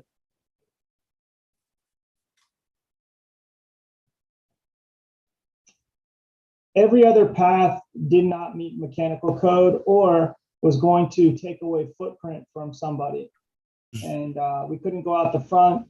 We couldn't go out the side because we originally tried to go out the side, but it would have been a mushroom on the side where that mural is in the walkway. And there's a code requirement that prohibits grease from collecting in any common area walkway. And so for that reason, it couldn't go out the side. And we couldn't project into the sidewalk in the back for the same reason. And so it was through that process that we were recommended to go out the outside of the building in the common area to reach the roof. Originally, there was going to be a mushroom type exhaust. You mentioned it, Michael, Captive Air. Brian Yates with Captive Air did that design.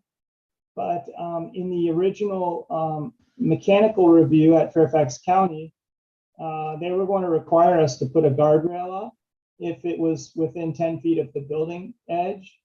And we didn't want to introduce another material.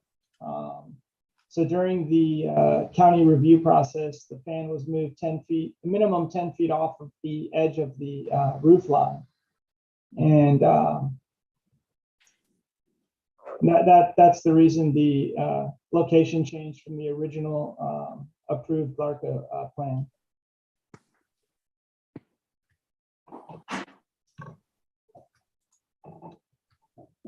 So are these, when you talk about this new enclosure that you're proposing, is this 30-inch wide by 26 inch deep? Are those accurate numbers? Because I see that the approval was for a 28 by 20 duct, but I'm hearing that it's far bigger than that. So is this? Yeah, the ductwork itself is 26 inches. The louvered fence is a 5 foot by 5 foot fence. So those are two different pieces of this application. Right. I mean, yeah, specifically the duct, the enclosure going around the vertical duct. It looks like it's listed on the proposal as a 30-inch wide by 26-inch deep. Yeah, it's going to have about a 1 to 2 inch air gap that maintains the combustible rating of the grease duct. So that's going to bring the outside dimension of that duct to right around that 30 by 26. Is it going to, how does that compare in relation to this brick pillar that it's right next? Is the brick pillar still going to be proud of it? There's another photo from the side condition. We might be able to look at that. And, it's an actual photo.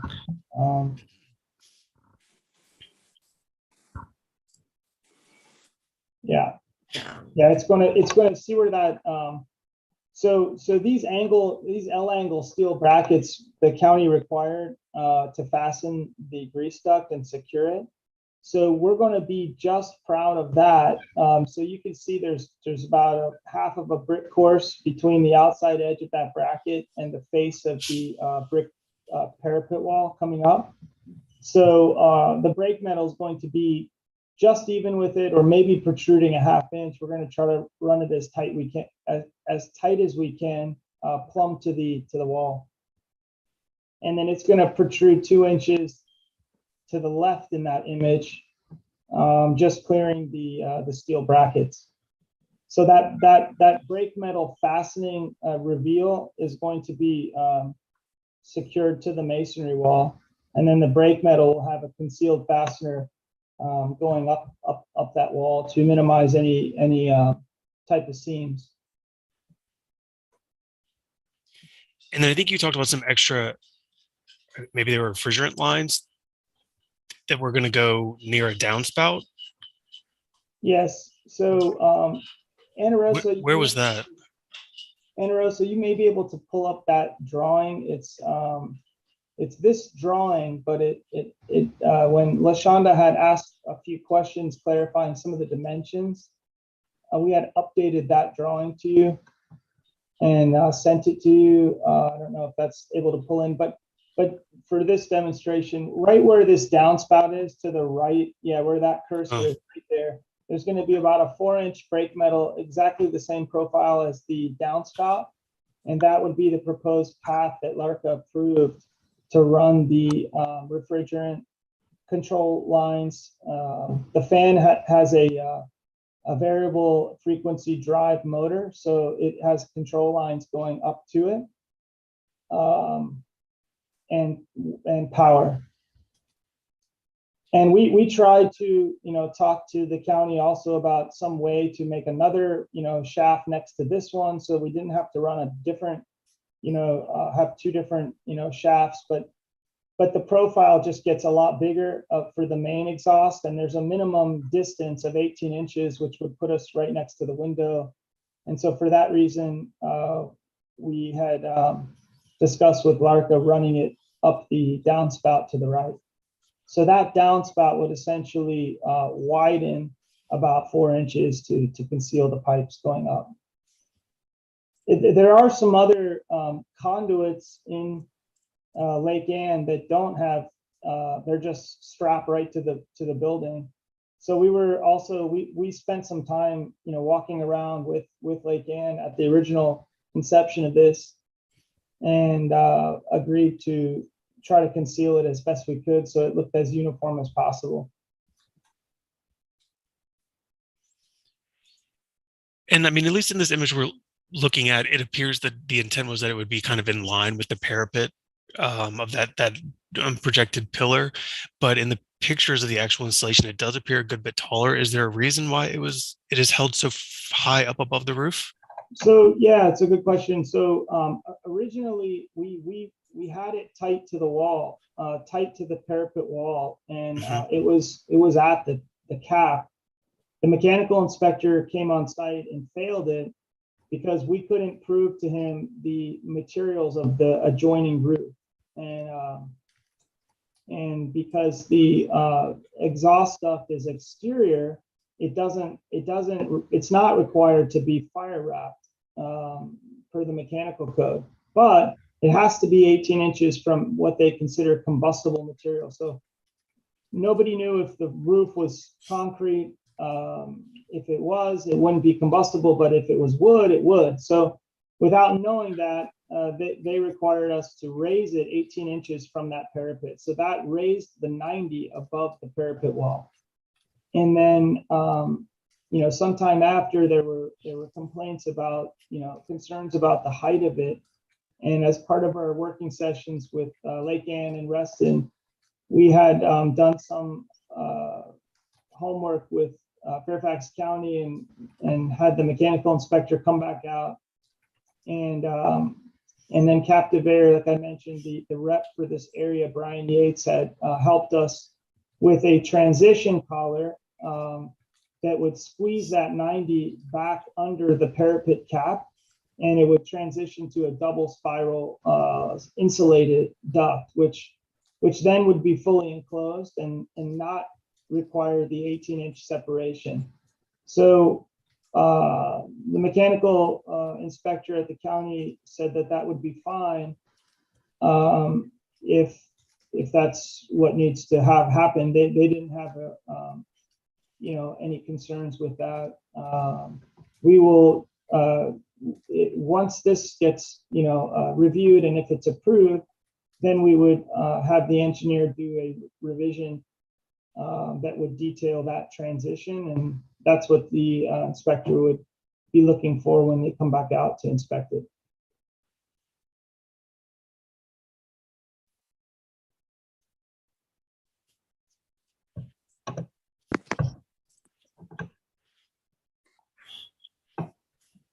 Okay, and then my final question would be, it looks like the approval letter says the applicant must work with LARCA to submit a landscape screening plan for the mechanical vertical shaft. I mean, is this duct enclosure that, or is there more to it that's not included in this? I'm just curious how that's addressed. I'll answer that one, Graham. Okay. The landscaping plan is unrelated to this project.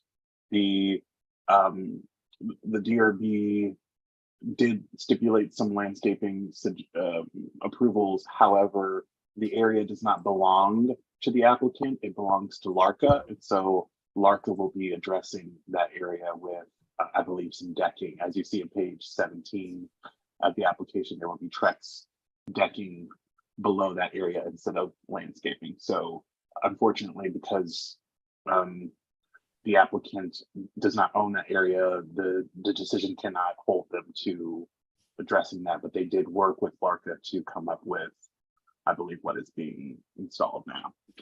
Did I get that correct, Graham? Yes. Thank you, Kim. I will just mention one more thing about this, the history of all this, for those that weren't a part of the original, review process, is that if anybody had interest to go back to the original,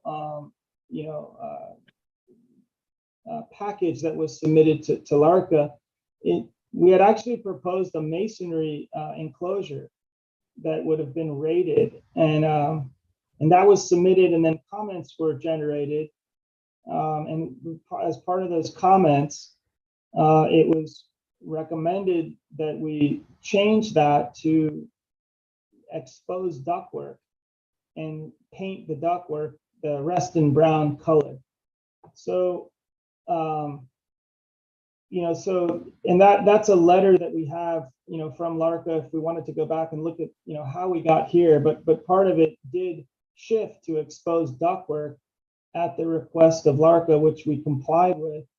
And then And then during the mechanical review in Fairfax County as part of this, clearly things have been modified and changed to where we are now. And so we've simply tried to address all of those as best we can, and still protect the rights of the deli, which is a condo owner and has rights to the common areas like everybody else. So that's our particular perspective.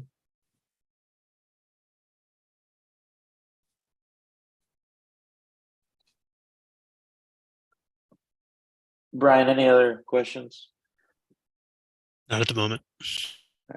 John, do you have any questions for the applicant? Not now. It's great to get filled in on the back history of this. I've been looking at this project since I first became aware of it, and it's interesting to see how it's gone along physically, walking past it every day. Yeah. Bruce, any questions for the applicant? I was having some difficulty understanding a one-for-one comparison between what had been approved and what needs to be changed in. And so, we went, there were, but because there's so many interim steps and so many different players, it was hard to judge what was our approval versus the 18 people in between that said they also had to change. So I'm just having some difficulty doing a one-to-one comparison between what was approved and are these, I understand that circumstances in other jurisdictions required change, but I'm not seeing the one-to-one comparison between this is what you approved and this is specifically the one thing, 10 things that we're asking to change, because every time we mention something, they say, yeah, there's that, and we'll have to come back. And I just don't think it's easy to even those that were here to understand what we're being asked to do tonight compared to what was approved.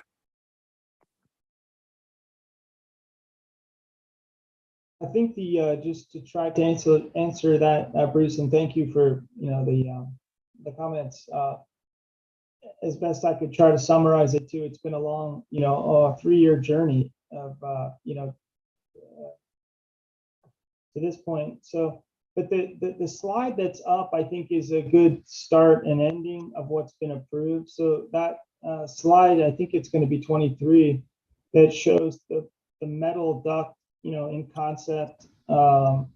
And then the next slide down, which would show the alterations to it to accommodate, Fairfax County and some of the concerns that have come. That would demonstrate, in jest or in summary, the two running documents. There's details around that, but that's the summary of it. This alteration, which shows wrapping the duct instead of painting the duct, which would conceal the brackets and the nature of mechanical ductwork, putting a louver screen at the top to hide the fan. The fan got pushed from the edge of the building back 10 feet, so there's a 90 there. The prior approved LARCA and Rustin Association document had the exposed metal duct going straight up to a mushroom cap. And those are the primary, I would say, in alterations. Thank you.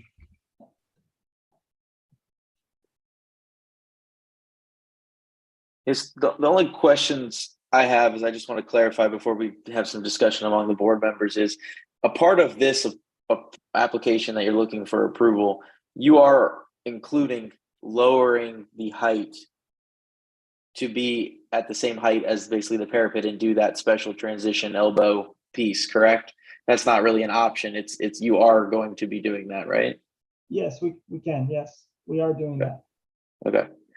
And the mechanical inspector said he would approve it if we had a letter from Captivare, which the rep in this area, Brian Yates, has said he can do the transition collar between those two exhaust duct types that would satisfy the combustible materials. And so that'll squeeze the height to the height of the parapet cap. And that's how that would go if it was approved.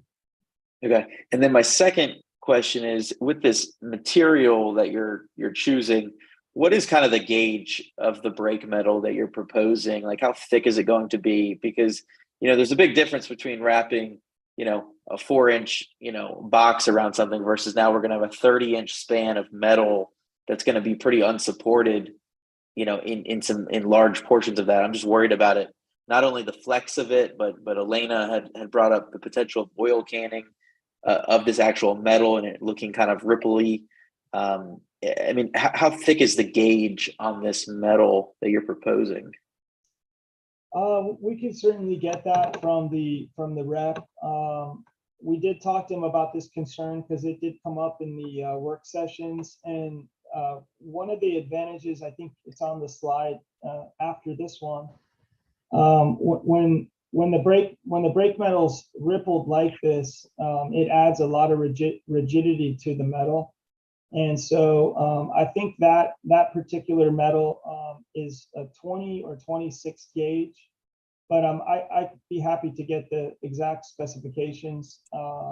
We can do a sample section that everybody could look at to make sure it looks good, but we did pass those concerns on to make sure that we didn't see, ripples or, like you said, some pop marks in it.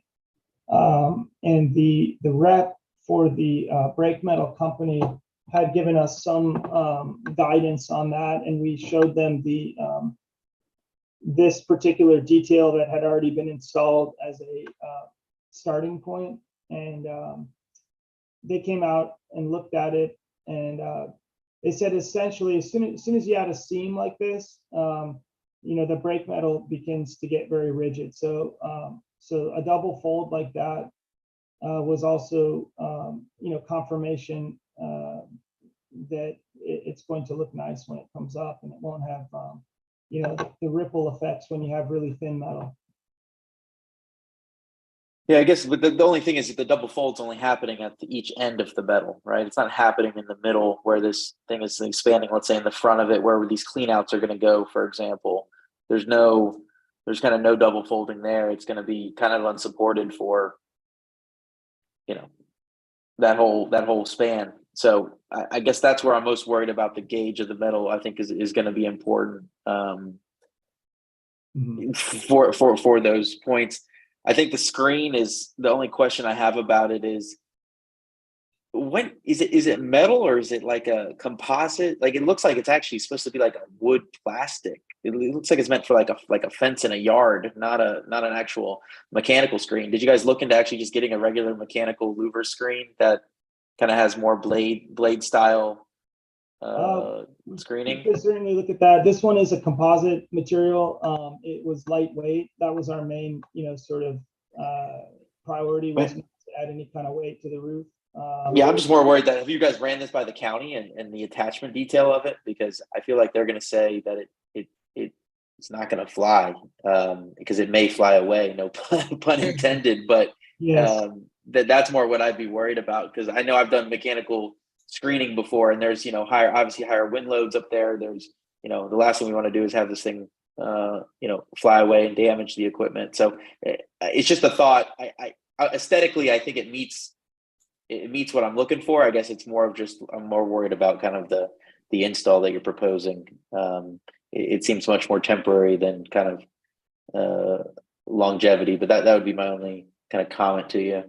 One thing I did want to mention is we do have steel beams going across there that are in the approved structural Fairfax County documents, and those are spanning party wall to party wall. So there's a couple points of connection that if this direction was the correct one, we would have the structural engineer detail, a connection on those steel beams so that it's not connected to the roof, but there's an engineered, sort of directive on how to install those, and we would submit that as part of the revision to Fairfax County if this looked like the right direction for the board. Okay, great. Michael, since you brought it up, I'm sorry, the more I look at the screen, the more concerned I'm getting about it, actually. Just because of the material. I think that I agree. I think it probably should be metal, just because there's a kind of a limited palette of materials here. I mean, and the metal window frames, like the metal railings and things like that. I'm worried about this vinyl kind of fitting in. And I'm also worried about the distance between the slats and it doing the screening that we really want it to do. And I think since it's open above, I don't know if you need those slats for like airflow or not. So I wonder if it's possible to look at it more of a metal screen, like you're saying, that might not have any openings. We could do a metal louvered screen that has the blades pointing up so that from the ground you can't see anything through them. If that's preferable, I think that could easily. In my opinion, I think that would probably be more in line, but I'm interested if other people agree or not.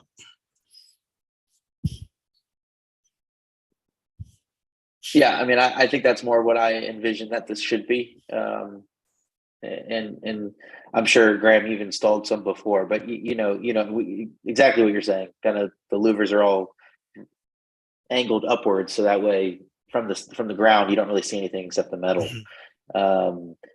So let me go around. Let's have some further discussion, and then Graham will let you know if we have any kind of further kind of questions. Thank you for your time. So kind of going to the background of it. So, from the beginning, I think this duct doesn't, it serves a purpose for a condo owner. I think, obviously there's multiple condo owners at play here. So I think ultimately we're looking at the, aesthetic of how is it integrated into this facade, and does it kind of meet our architectural guidelines for this unique type of improvement. And it got to where it was because of county guidelines and some different clearances and stuff that weren't completely, thought through from the very beginning, unfortunately, and it kind of led to a larger structure than what we were hoping from. With that all said, from the beginning, I haven't been a huge fan of it. And it's mainly because a lot of the other restaurants all don't have them. There's plenty of other restaurants in the center that luckily they were able to go up between the units. I worked on a restaurant next door to this one, and the grease duct was actually in the middle of the unit above. So there's different ways of obviously getting to the roof. They're not all the same, and this one is kind of where we are. So obviously we've morphed. I think they're willing, just so you guys understand, that they're shrinking the height of it to be in line with the top of the parapet. So I just want to make that clear that is part of this kind of application. But yeah, Elena, you kind of, you put that thing about the oil canning. I think that it's a very valid concern that I think this large sheet of metal is going to pose that problem. When we did kind of the work session, I'd kind of thrown out the word kind of more of a Lucabond panel or something that's more of an aluminum covered panel that would be, on a grid, like you said, on a grid system almost. Could almost act more like a rain screen kind of install versus this solid. It's too monolithic in my mind. Yeah. I personally am not sure if the color, I'm not sure if the color's coming from, I think they're trying to achieve the color of the idea of the gutters, but I just don't know if the color really also is making this thing stick out more than it really needs to. Right. I'm so sorry Yes. to interrupt. The second AP or the third AP has actually joined us on the Zoom. Would you all allow him 3 minutes to speak? Do we have a letter from him? I believe LaShonda can put it on the screen. Yeah, I guess we can. Okay, Steven, I am unmuting you now. Please confirm that you're unmuted. Can you hear me? Yep, your 3 minutes start now, okay? Thank you. Whatever plan we come up with to mitigate the appearance of the shaft, my main concern is really how we go forward in the future to set something in place with LARCA and with DRB and with ARB so that this doesn't happen again. And I wish I were more coherent right now. I have had a little minor emergency, so I'm a little scattered. That's really all I have to say. The rest is in the letter. Thanks very much. Thanks, sir. Thank you.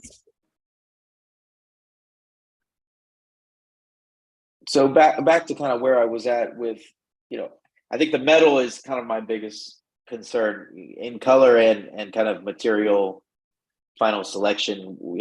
I think metal could be the right decision, but whether this is the right way, I do think the actual install is going to be quite difficult to make it look professionally done with, it's not a fault of anybody who's installing it. It's just the material itself is not really set up to do something this large.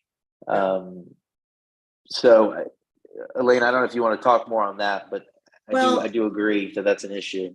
Yeah, so if you look at the new Reston on Wheelie, the new Reston fire station, every day it drives me crazy. They have these metal fascias that are not 30 inches or 20 inches deep, and they wave like crazy. And just my experience, a standing seam or whatever corner is just not enough to me. I think that particular picture up on the lower left in the application that we see now on the screen, I would say that looks wavy to me. And I'm very concerned that it's just like this big monolithic thing stuck on the building. It doesn't look designed or anything. If there was some kind of grid rhythm that it was picking up from the other elements and it was metal panels instead of just a big sheet metal enclosure or a brake metal enclosure, I think it would go a long way into making it less imposing. Right now, it's just so imposing. And I get all the code reasons why they have to do what they have to do. I am surprised that brick was just a brick enclosure was passed on. I don't know how you'd support it from what I see from the plans underneath, but it's yeah. I think the brick was passed on, and it wasn't by us. It was by LARCA. I think their intent was getting a perfect match to brick from 1963 is obviously very difficult, and then also they wanted to make it not appear to be a part of the original architecture, because it is impacting kind of that finial design, that kind of with that kind of out parapet wall there extending outwards. I think it didn't. That's one of the main finials that go along that center point there, and so to kind of thicken it up, I don't think they wanted to impact it that way, visually by doing brick. And then I also think getting the exact match was also part of the issue. So yeah, so that's where they kind of came up with this metal idea, which then obviously didn't work out, and then now they're introducing another metal to try to cover the other metal.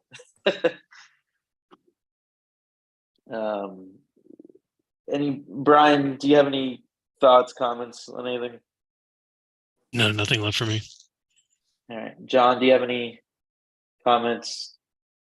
I really like the ideas that Elena brought up. I think if we can look at some more rigid aluminum panel kind of solution to this rather than break metal, it might go a long way to making it look a lot better instead of a wrapped metal duct. Yeah, and I'm just picturing like an Alucobond panel. I don't know if you guys are familiar with that, but it's like they're just a much thicker. Some have kind of an insulation or a fire retardant core in them, but some of them are just kind of a thicker sheet, that basically would be installed like a rain screen, that would have, purposeful gaps that would kind of align with the grid, like you're saying, Elena. I think that could be they do it on facade. It's meant for facade. It's meant for a facade, right? And that's kind of what we're creating here versus using a material that's typically meant to just do, parapet wall capping or, potentially wrapping, 2 to 3 inches of window trim, not 30-inch by 28-inch spans. Because I think at the end of the day, where we are with the duct, I think it's obviously a necessity. And I think it's just more of getting it done at least as best as we can, is kind of where we are. Bruce, do you have any thoughts? Yeah, no, along the same lines, it just seems to me we kind of escalated our commitment. We wanted to try to find a way to aesthetically address a practical problem they were having, as I understood from the original application, with what they wanted to do there and where they're located in the building. And so I think that the suggestions that we disapprove with some or defer with making some specific recommendations to make this potentially more aesthetically more consistent with the building is a good one. I don't know whether you have in mind to defer to with those recommendations or to how would you want to go? Yeah, I think it'd be more of a deferral. I mean, obviously, they unfortunately have a lot of entities at play, and so every time that they put it in front of a board, I'm sure they're getting new comments.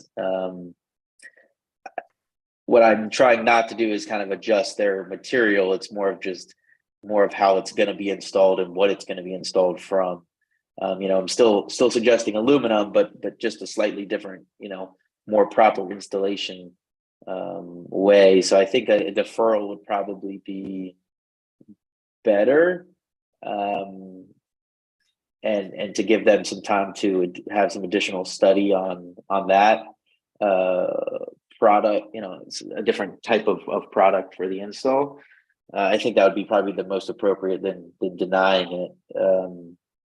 Because I think it's just some minor adjustments that need to happen to the drawings to kind of accommodate that kind of option. I mean, what do you guys think of the color, though, with proposing to do the color to kind of match the gutters? I'm still not sure if that's the right decision. Yeah, that, or I don't know I think the idea with the gutters is they try to be like the precast elements of the building. From a color standpoint, I think that's their attempt. Is why they kind of have that coping color. But I'm not sure, specifically even looking at this color chart, if that's the exact, kind of closest color.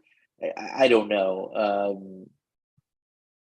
If we switch materials, I would want to say that I think it'd be best to honestly get samples, picking from the internet or a small little sample board like this is is kind of a hard ask for an important kind of decision here. And, I think you could go two ways. You could go the Reston Brown, or you could keep the same thing, or you could even go kind of the color of the windows.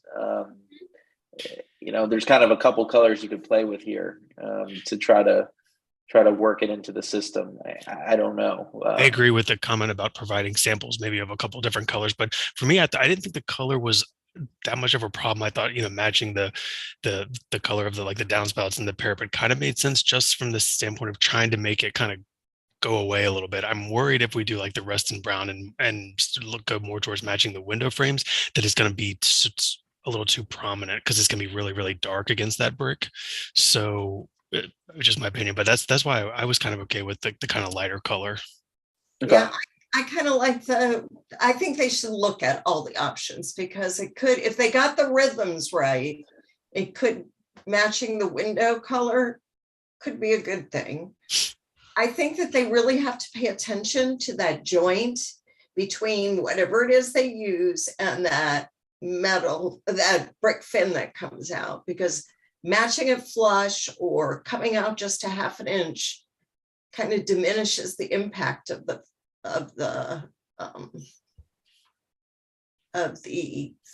fin. It's a hard joint to make. Let's just say that,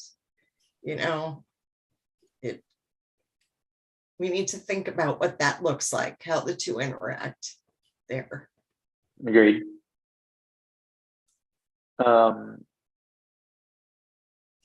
Does anyone have anything else? Anybody want to make a motion? Yeah, I have any other questions? One last comment. I think they need an architect to look at it, not a engineer or a fan rep.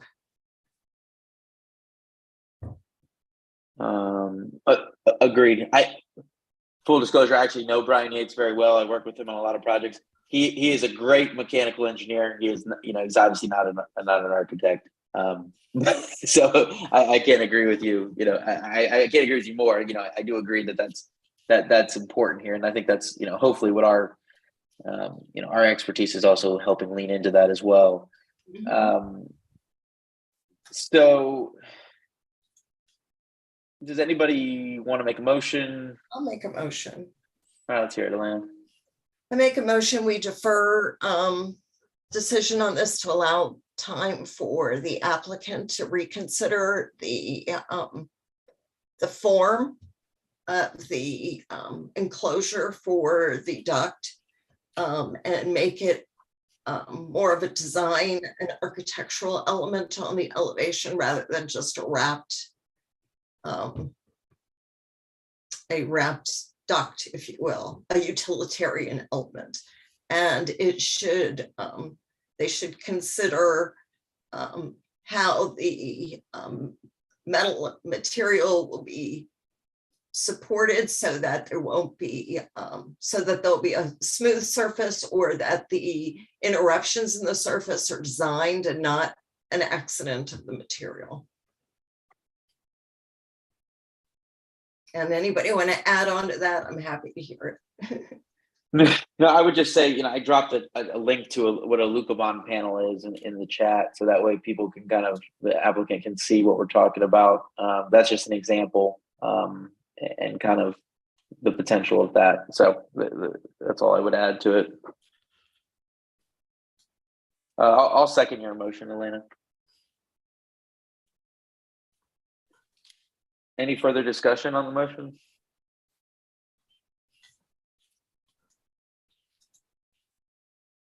No? We're ready for a vote?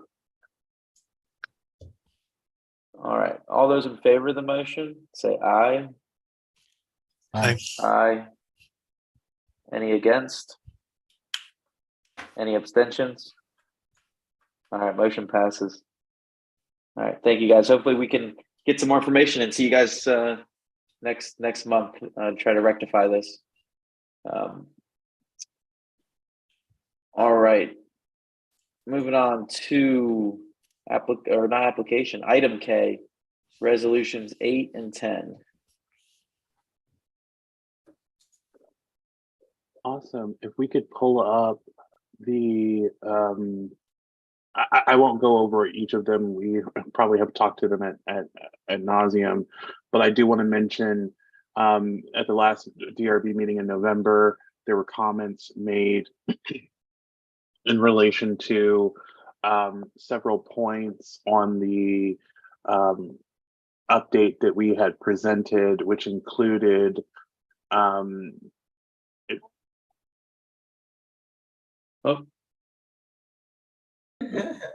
there we go. If you could scroll down just a little bit more on that page.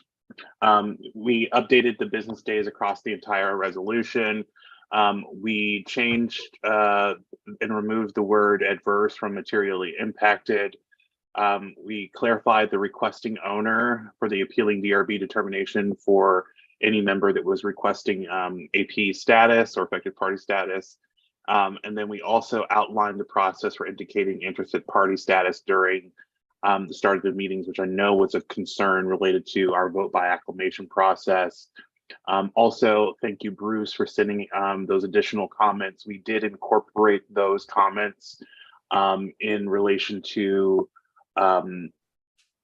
the edits. They were very good points to be made. If we have a copy of the resolution that I emailed that was edited, it'd be helpful to go over that. It wasn't in the package, so if whoever's sharing the screen has those changes. Yes, you do. Thank you. So we clarified the interested, if you scroll down, we clarified board of directors under affected parties. So it now says Resident Association Board of Directors, cluster or condominium board of directors.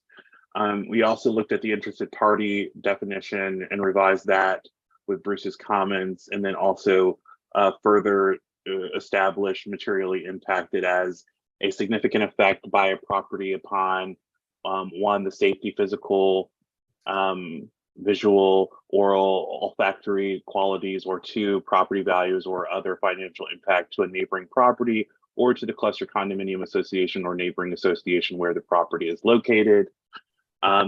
We capitalized affected party since it was a defined term in the resolution throughout the entire resolution 10.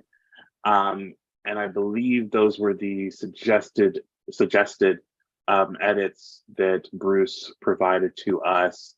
And I think Bruce may have had a question in his statement, but I'm not sure if we addressed that in any of the edits, but happy to answer any other questions that any DRB member has related to what proposed changes that we provided for resolution 8 and resolution 10.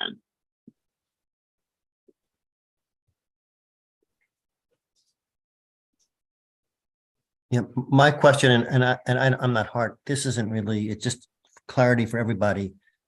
An interested party and an affected party has to have a material interest.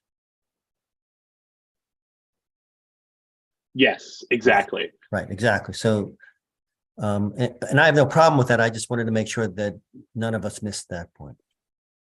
What's your definition of materially interest? Well, that's here. It's the one we just modified to clarify. If you know. But I guess my question was more of an open end. Is that enough? You know, to me, to me, it's a fine line of who can. I mean, to me, with this definition, really anybody could, right? Because you could say I have a visual. Well, if you're 2 blocks away, probably you may not. But is that what you mean? Yeah, I mean, we're talking about but I didn't think we talked about the person. I thought we were talking about the property. Do they have to be? So their property has to be I see, a significant effect by a property upon. Yeah, I got you. Okay. So if I happen to walk by right that exhaust duct every single day and am affected by it, I cannot be a materially impacted person because my property is not being impacted. When it looks like the DRB has the power to accept or deny someone as an affected party, it looks like a couple lines down, right, Cam?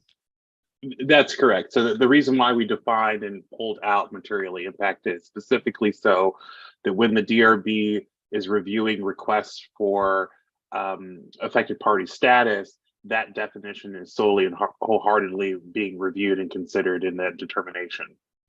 Gotcha. Okay.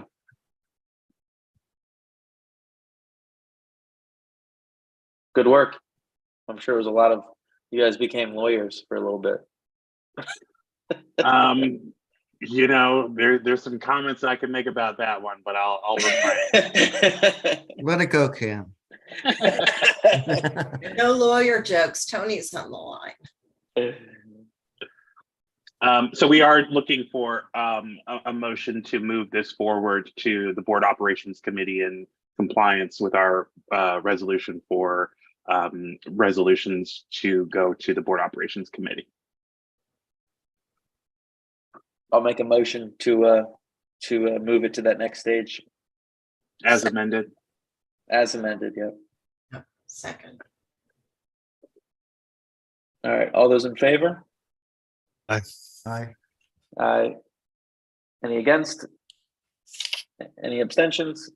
Motion passes. All right, agenda item L, design guideline revisions.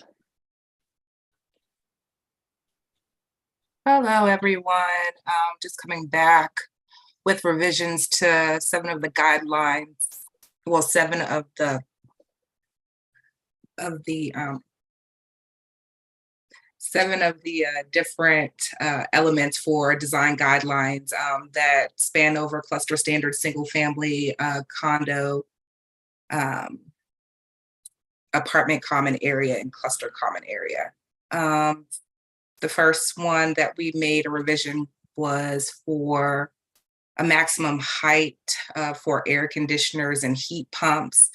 There, we suggested that it be 3 feet, but per the feedback from the DRB at the November 15th meeting, said it should be 5. So we we increased the maximum height to 5 feet for replacement units at a no application level. For landscaping, tree removals.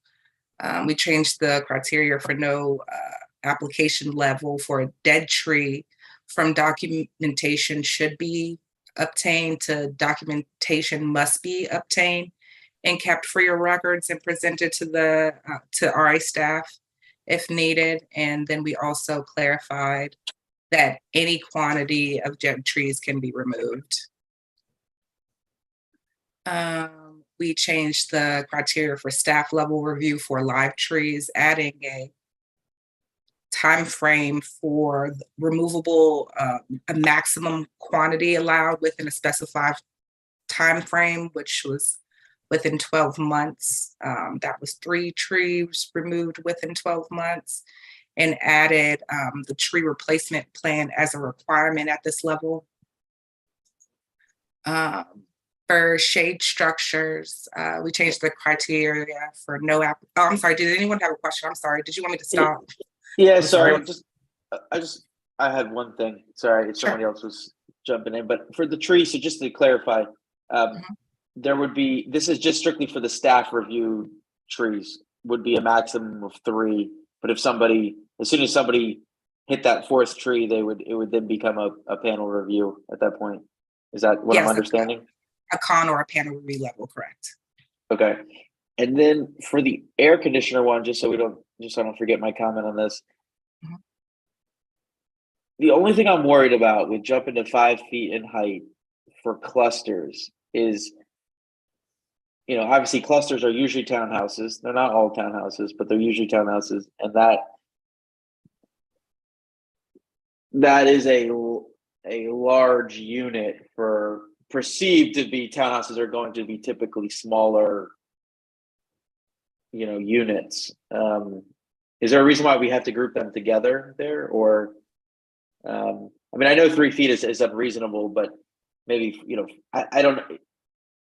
Maybe other people are thinking different things, but I'm just worried that'll have much more of an impact on someone's smaller backyard, for example, in a cluster than on a single family property, because there's going to be a lot more room for 5 feet to kind of disappear. Whereas 5 feet in the back of a townhouse is pretty substantial and could probably impact some people's views and aesthetic of their backyard area.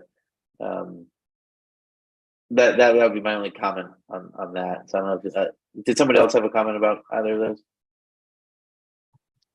So Michael, I'll add that what we have seen is builder grade or builder original units are about 3 feet tall.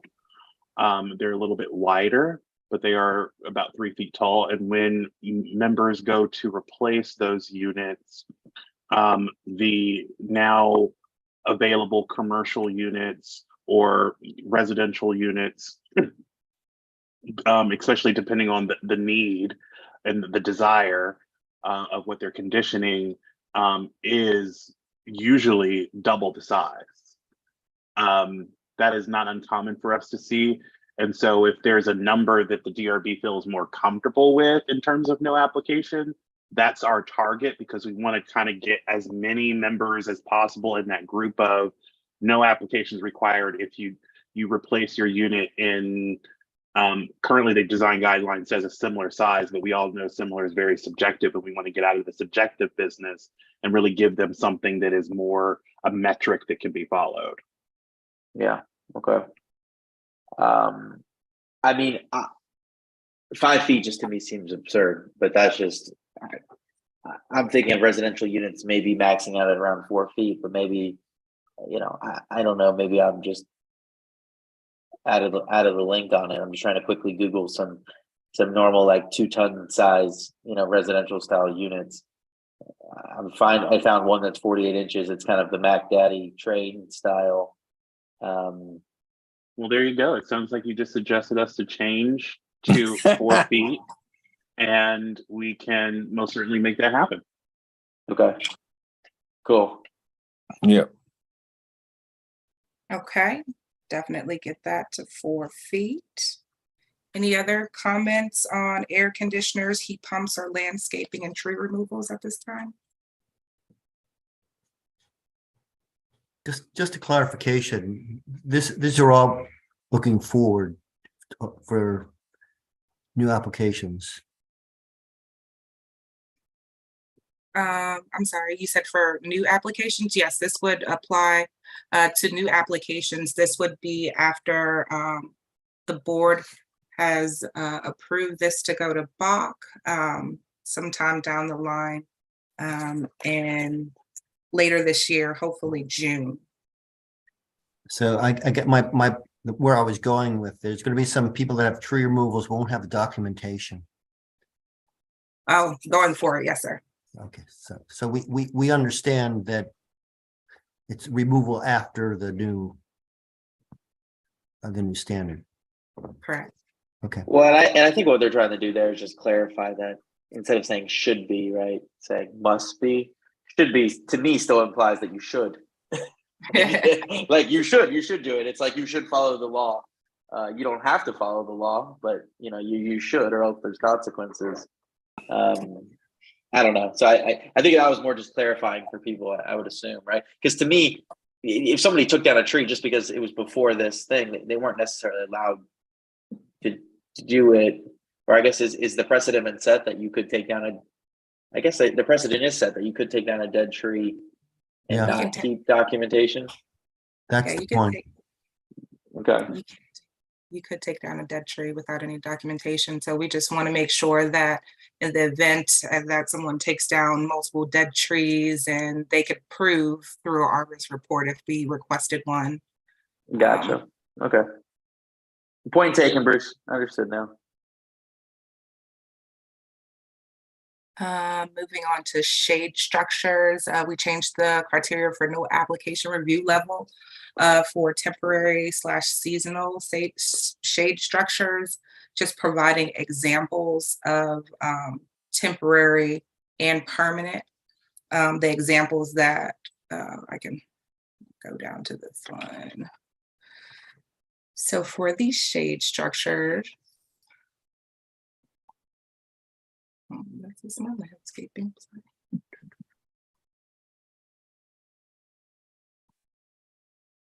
For shade structures, provided examples for temporary, such as sun cloths, the cloth sun control devices such as sails, canopies, and tension membranes, awnings, and tents, and also gave examples of what the permanent shade structures would be, such as pergolas, covered decks, patios, and gazebos.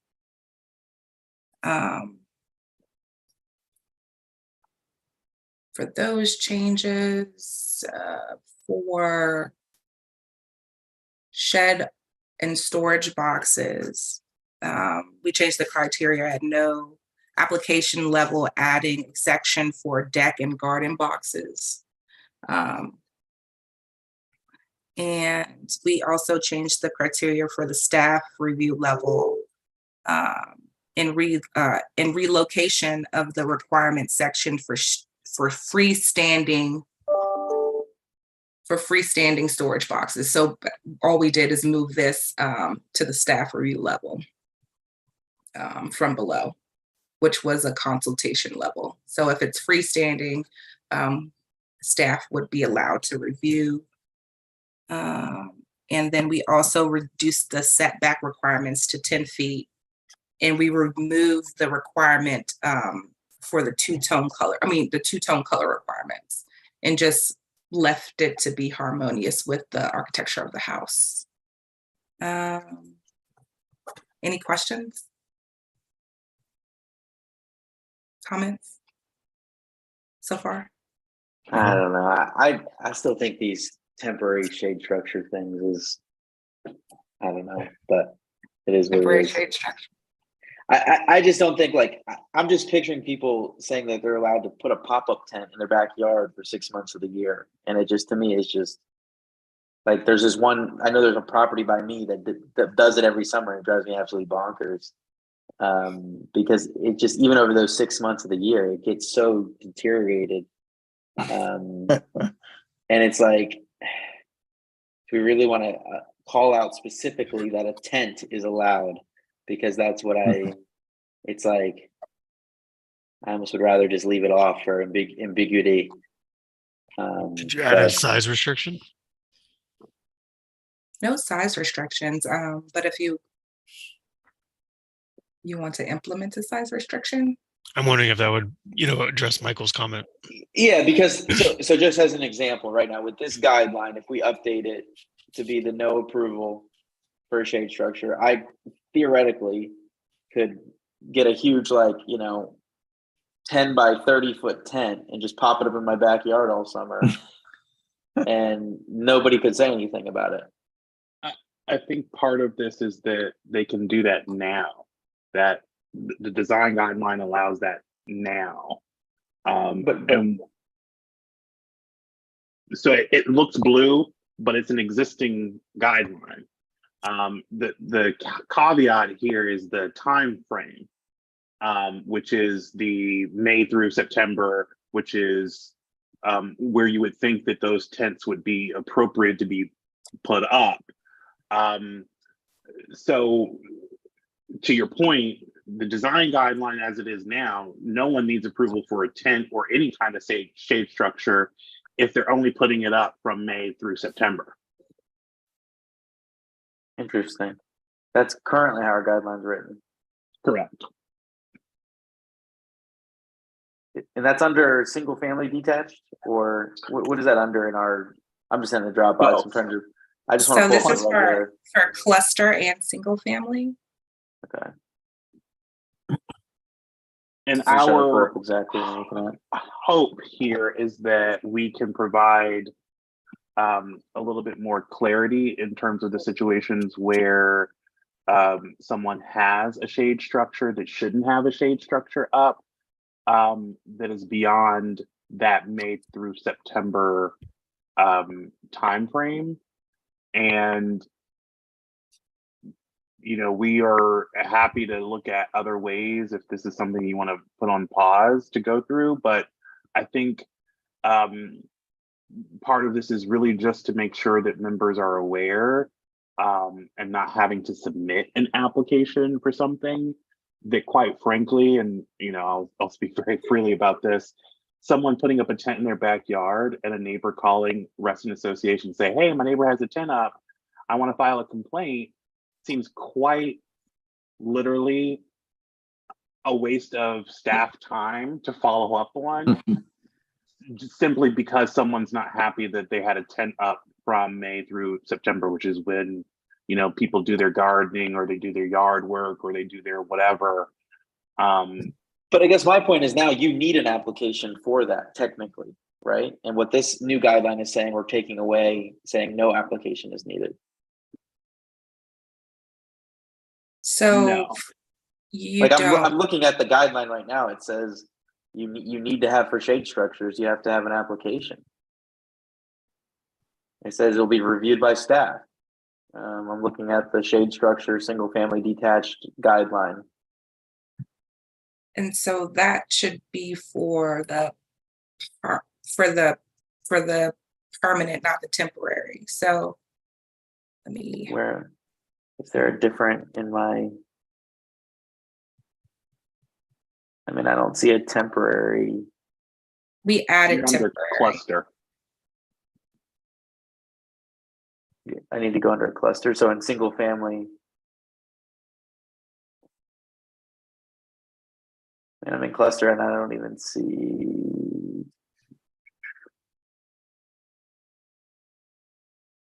Here we go, cluster. Shade structures. Is there a temporary section that I'm missing, or? No, the temporary section is being added.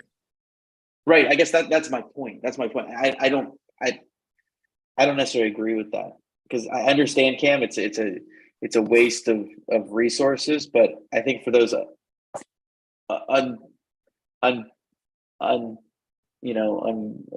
unfortunate circumstance where somebody takes advantage of this rule right now, there's literally, you could stick a wedding size tent in your backyard for 6 months of the year with no approval.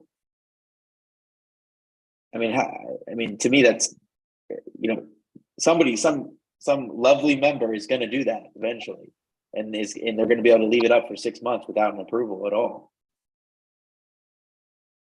Well, I think the important thing here is that we are trying to reduce the need for unnecessary paperwork. But if the DRB does not. But how many applications are you actually taking in on temporary shade structures? We are not. However, the situation that occurs then becomes an unnecessary. This is what happens. A homeowner files a complaint, and then we have to go through this whole procedural effort just to get a homeowner to submit an application for a tent that they're going to have up temporarily. So, yeah, but it may be a totally ugly tent that needs to come down anyways. I think it's here for a reason, though. I mean, that's just my opinion. I'm completely not disagreeing with you. I think I understand where you're coming from. And if that's what you all want to leave in there, totally fine, not a problem. This is the feedback that we're getting from members. And so we're presenting that to you. And if the DRB disagrees that, hey, this is a good thing, this is something that you all should recognize as something that, quite frankly, is helpful to you all in making sure that your neighbor doesn't have that tent up for, an extended period of time without at least going through the DRB process, then, great, we'll continue and we'll march on. That's not a problem. I just really think it's an important part of determining the feedback that we hear, which is, why do I need to do something? Why do I need to submit an application for something that is very minor in detail? That seems almost unnecessary, because it's not just the application in terms of, oh yeah, great, homeowner, here's the form, fill it out, and then return it back and you get an immediate stamp of approval. It's, oh, homeowner, you need to get 3 signatures from your neighbors, and you have to provide the information that's necessary. And oh, by the way, depending on that, it could take a couple of days, it could take a week. So just let us know when you're ready. It doesn't happen that often. So to your point, that's a great point. It doesn't happen that often, but when it does happen, we are on the receiving end of something that is quite unpleasant.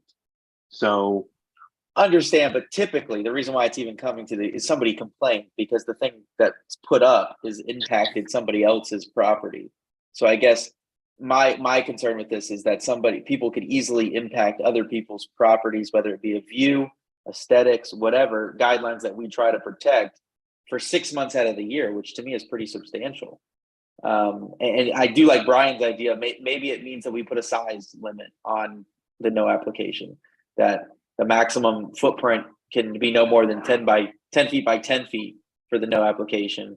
Whereas if it's over 10 feet by 10 feet, it needs to have an application like it currently stands.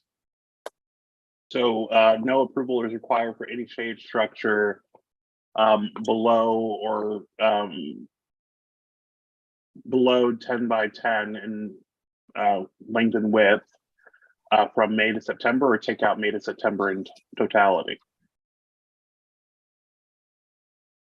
No, I think that's I mean, I think that's fine. I don't think the timeline is fine. I mean, I think at the end of the day, if somebody wants to put up a tent, like it's only for these people who leave these tents up. They're not, half of the stuff is not supposed to be meant to leave out, right? So it's sure, let's leave the time frame in there, but I'm not really.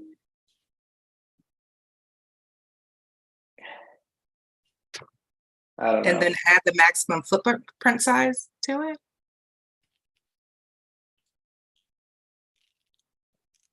I don't know. You got me in circles because it's like, why are we even?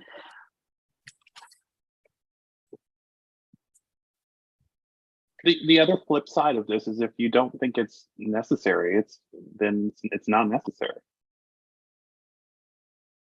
I mean, we currently have May through September in our language now. It says use of shade structure is restricted to the months of May through September. Correct. It's just the no application versus staff. Gotcha. And are we going to still? I mean, would it be better to say no approval is required for any shade structure erected for less than 30 days? Yeah.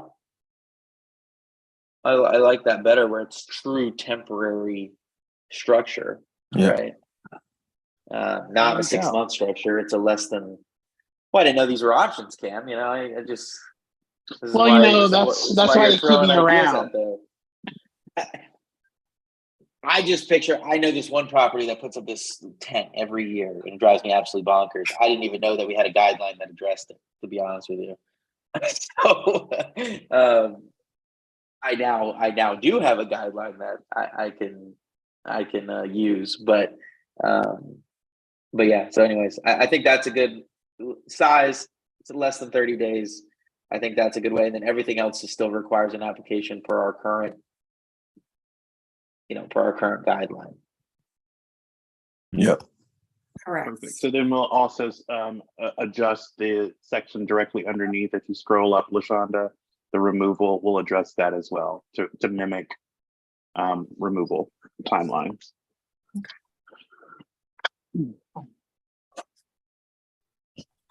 Okay. Let's see.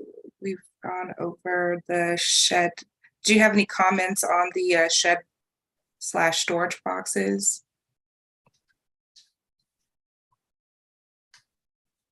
Just to go over it again, what we did, we changed the criteria for the no application level, adding the section for the deck and garden boxes. The location requirements, we reduced the setback from 20 to 10 feet from the nearest property line. And we relocated freestanding shed storage boxes from consultation and panel review to the staff review level. We also updated removing the color requirements for the two-tone muted color. and just left it to be compatible / harmonious with the colors of the house. Those were all for the shed and storage boxes. Any comments? Did you say something more generic than house? In case it's not a house. Okay. Residence? Residents? Okay.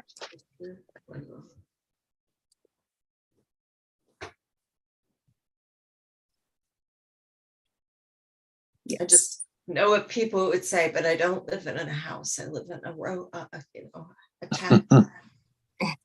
Okay, yeah, no, for sure. We'll definitely get that updated. Any other comments? Moving on to signs. For the no application level, we updated the usage timeline to 30 days.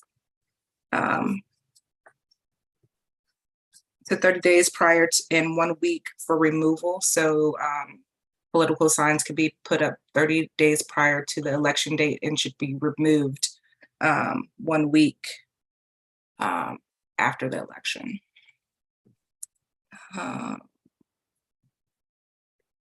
That was it for that. For windows.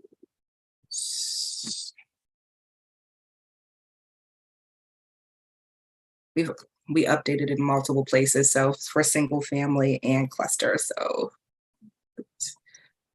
for window replacements, we changed the criteria for no application level, relocating the partial window replacements from the staff reviewable level to the no application level. So partial replacements if you're replacing one or more windows. And or patio doors with a specific manufacturer and style that conforms with the DRB cluster standard for your cluster.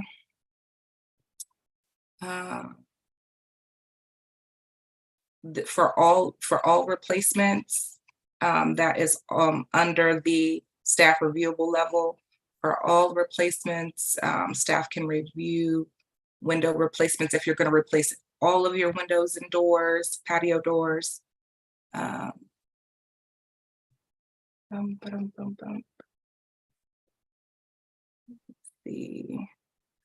For single family detached, we defined partial replacement windows for single families.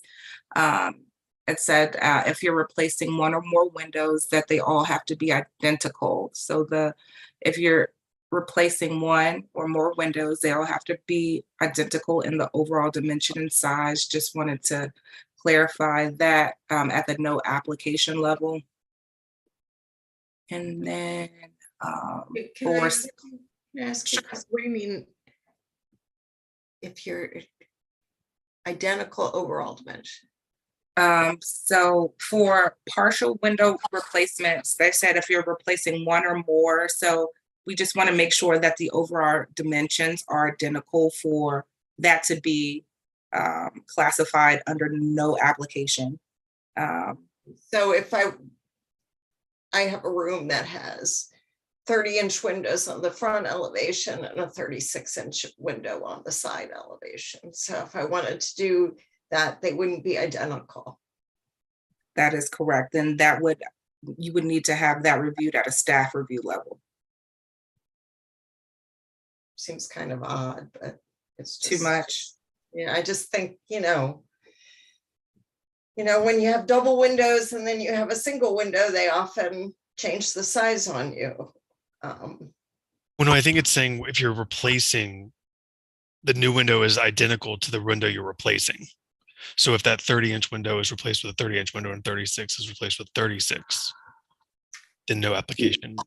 Yeah, that's how I read it. Yeah. Okay, if that's the way it reads, it doesn't read that way to me. When we're identical overall dimensions, not to the existing, but just identical overall dimensions. I would say maybe identical to existing dimensions or something to that. Like for like replacement or verbiage similar to that in previous decisions. that helps. I think adding the existing language is more appropriate. We're the whole goal of this exercise is to get out of the subjective nature of determining what is like for like. So we're just going to do replacing one or more windows identical to existing overall dimensions. Okay.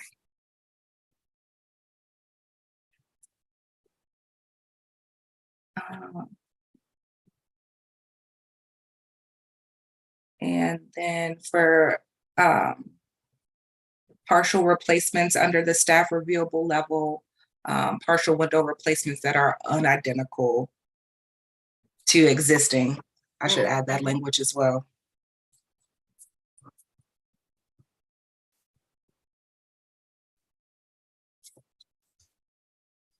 Could be staff reviewable, and added that the proposed location must be architecturally appropriate. And that is it for all of the revisions. Any other comments or questions or?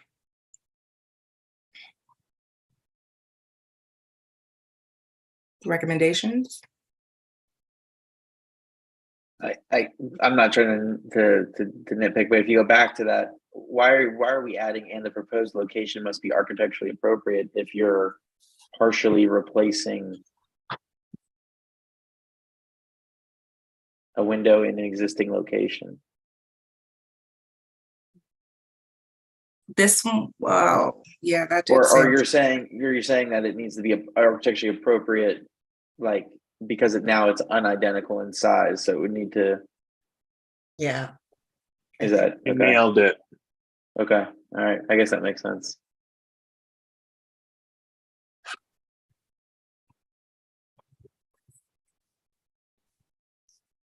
Otherwise, good. I think everything looks good, LaShonda. Good. I'm sure this was also not a lot of fun to do and update. Great. But no, I'll get all of those changes and revisions to you hopefully by next month, so we can move forward and stay track on the schedule that we have to get all of the revisions reviewed and later this year, probably in June. Other things that are coming your way would be the new design guidelines for condominiums, and then the review level updates for cluster and single family homes. Great. Good job. That's it. Thank you. Thank you. Anybody else got any other questions on those guidelines? If you don't, it would be very helpful to have a motion to move these design guidelines that you've reviewed and the overview forward in the process. We don't anticipate moving them forward, but we don't want to have to re-review these at a later time. We want to bring back, as LaShonda mentioned, the condominium guidelines and also the revised review levels. But we want to put these on like a little plate for hold, just in case we need to move forward with these things separately, given if you're not familiar with the design guideline process, we actually do have to go to BOC. BOC will provide recommendations to the DRB. The DRB will review this again, and then this needs to be publicized in a newspaper for 2 consecutive weeks, and then it goes to public hearing, and then the board approves it. So it is a very arduous process that we want to make sure that we get complete in 2023.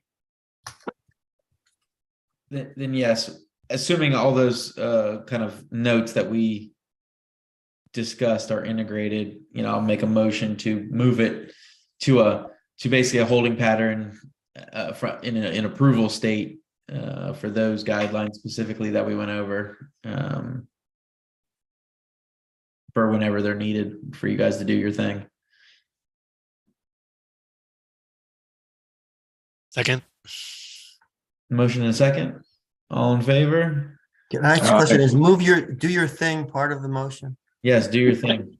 Well, I mean, Okay, it's just want to make the sure. best term I could have. Okay, just want to make sure. Yes, I think that's everything. I think I know Cam and LaShonda, I have been working hard to fill that final spot. I think we have maybe two applicants, three applicants, two applicants, something. Two, an architect and a landscape architect. And thank you, Elena and Michael, for being the people who we use to kind of give the DRB perspective on what it's like to volunteer, and hopefully sometime in February we will have a new DRB member. Yeah, and make sure that if one of them doesn't make it, right, obviously because we only have one spot, just keep them. Say, hey, you just sit in the wings. You're like an alternate, like for the Olympics. You might be called in at any moment. Very important. Yes. I have to say, I thought that Emily, the young lady I had, we sat for like an hour or more at Starbucks. She seemed really enthusiastic, and she brought some knowledge that I certainly don't have, the landscape architect, in terms of all the landscaping issues that we seem to come up with.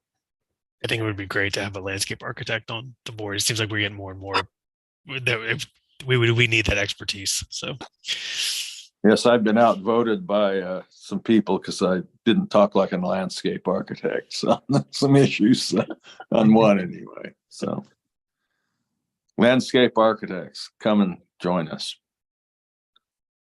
I'm sure the person that Michael talked to, I didn't talk to them too. I was just saying that I was impressed with her. I thought she'd be a really good fit. No, yeah, I appreciate it. So I think the more that's all I'm saying. That I like to keep everyone in the wings still, just because sometimes it's hard to find people. So I know Cam will keep them in his Rolodex, but that's more let them know they're an alternate, not denied, is basically my point. But all right, well, you never know when the diva is going to die, right? Exactly. All right. Anyone like to make a motion to adjourn? I will. I move we. Oh man, quick, double. All right, we have a motion. Do I hear a second? Second. All right, all those in favor say aye. Aye. All right, thank you, staff, as always. You guys kick butt. Good work.